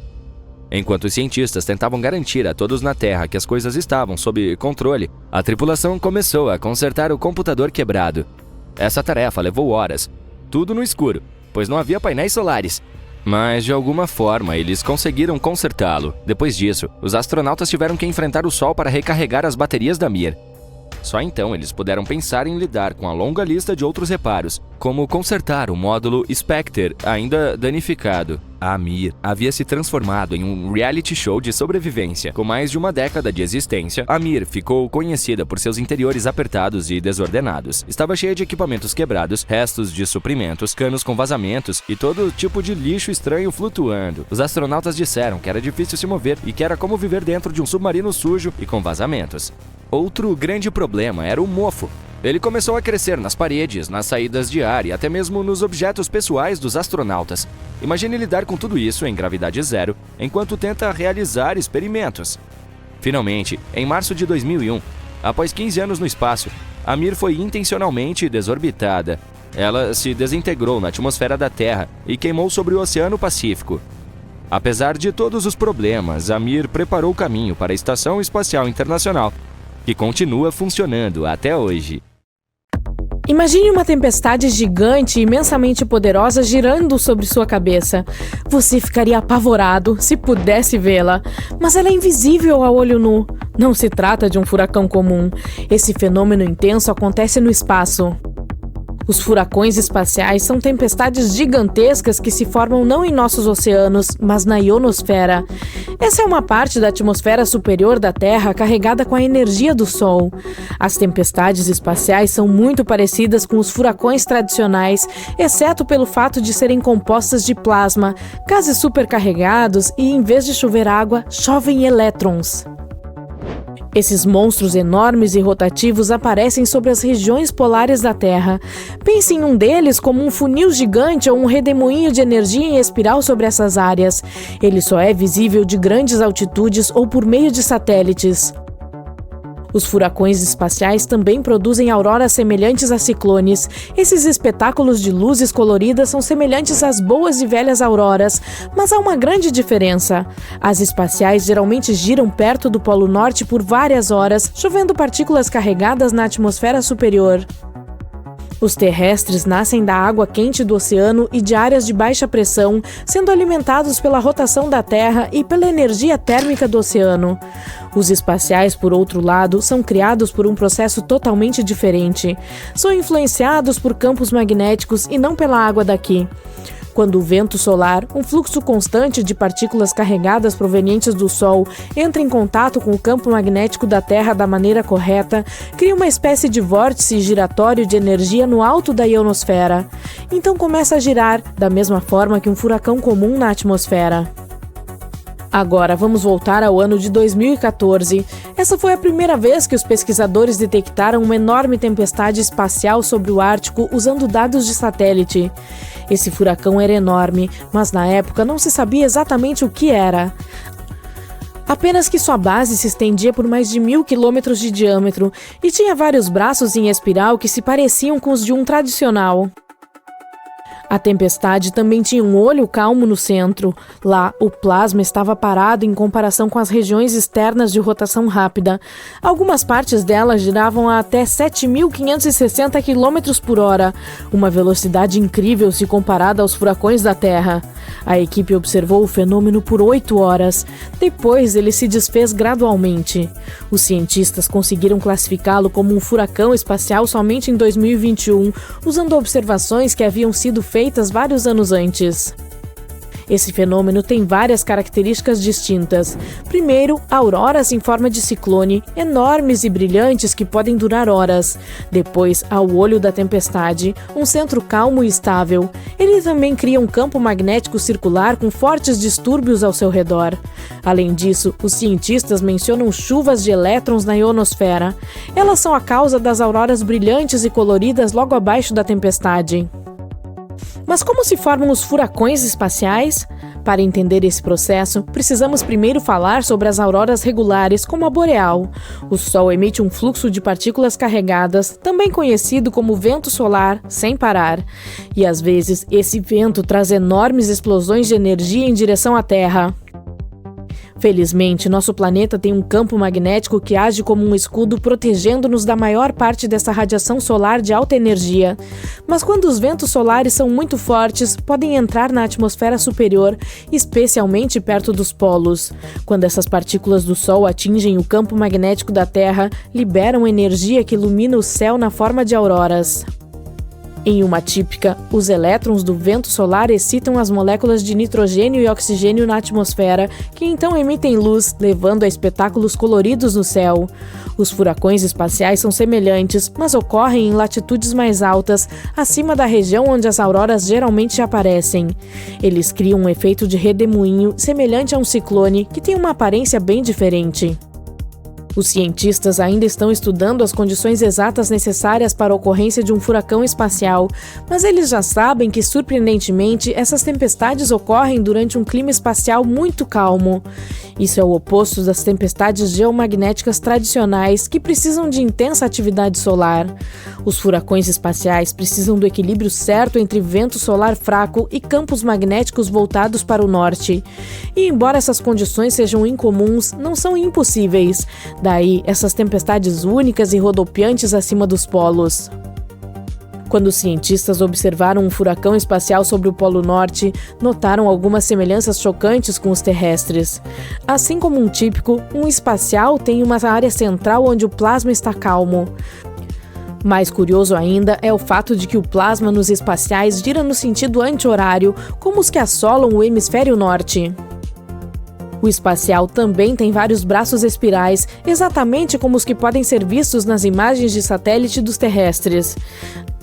Além disso, ele não precisa dos fortes ventos solares que normalmente criam distúrbios em nossa atmosfera. Não, esse carinha se forma em períodos de calmaria, da mesma forma que um terrestre só pode se originar se os ventos na atmosfera não forem muito perturbadores. Agora, os espaciais podem estar muito acima de nós, mas ainda assim afetar nossa vida cotidiana, especialmente em áreas relacionadas a comunicações por satélite e navegação espacial. Essas chuvas de elétrons causadas pela tempestade interferem nos sinais de rádio que viajam pela atmosfera superior. Isso pode interromper os sistemas de GPS, as comunicações por rádio e os sistemas de radar. O que é ainda pior, essa interferência pode afetar a órbita de detritos espaciais ou lixo espacial, que já é um problema para espaçonaves e satélites na órbita baixa da Terra. A chuva de elétrons da tempestade aquece levemente a atmosfera, o que leva a um arrasto extra nos satélites e pode alterar suas órbitas. Ao mesmo tempo, os efeitos que os furacões espaciais têm na Terra não são tão diretos e desastrosos quanto os daqui de baixo. Na verdade, não representam riscos graves à saúde dos astronautas nem danificam os satélites. Mas os pesquisadores afirmam que o estudo dessas tempestades pode ajudar a melhorar as previsões de operações de satélites, especialmente para voos que cruzam regiões polares. É interessante notar que os cientistas não tinham a intenção de encontrar esses fenômenos quando avistaram um. A descoberta foi um acidente total. Isso aconteceu quando Larry Lyons, físico espacial da UCLA, e sua equipe estavam analisando dados de satélite para outro estudo.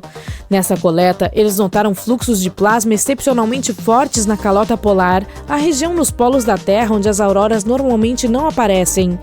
Quando olharam mais de perto, viram que esse plasma não estava apenas fluindo, ele estava girando, criando um padrão circular com um ponto auroral brilhante no meio. Então ficaram intrigados e analisaram mais de 300 eventos diferentes de furacões espaciais que ocorreram em um período de 11 anos. Essas tempestades apareciam com mais frequência à tarde, durante os meses de verão. Isso fez com que os cientistas acreditassem que poderia haver certas épocas e condições que poderiam estimular sua formação. Felizmente, com novas ferramentas e técnicas de pesquisa, conseguiram identificar os espaciais com maior precisão. E, recentemente, também detectaram tempestades paralelas acontecendo perto do Polo Sul. O mais empolgante dessa pesquisa é que ela pode nos ajudar a entender melhor a vizinhança espacial da Terra e a maneira como a energia solar a afeta. Cientistas como Lyons acreditam que os furacões espaciais podem não ser um fenômeno novo e estar ocorrendo há muito tempo, mas ninguém os notou. Os físicos de plasma espacial apontam que eles se assemelham a um fenômeno que as pessoas observaram anteriormente, chamado de auroras diurnas de alta latitude. Ao mesmo tempo, essas tempestades são muito mais brilhantes e têm fluxos circulares mais fortes, o que lhes dá esses braços semelhantes a furacões. A compreensão deles poderá ajudar os cientistas a prevê-los. Isso seria útil para planejar missões espaciais e tornar os satélites mais confiáveis. Além disso, ao observar essas tempestades, os pesquisadores esperam criar um quadro mais completo de como as auroras se comportam em latitudes mais altas. E mesmo que os furacões espaciais pareçam mera curiosidade científica, podem nos dar pistas importantes sobre como o campo magnético e a atmosfera da Terra interagem com o vento solar. E quem sabe, essa compreensão pode até nos ajudar a identificar tempestades semelhantes em outros planetas com campos magnéticos. Isso poderia oferecer pistas sobre tempestades magnéticas fora da Terra.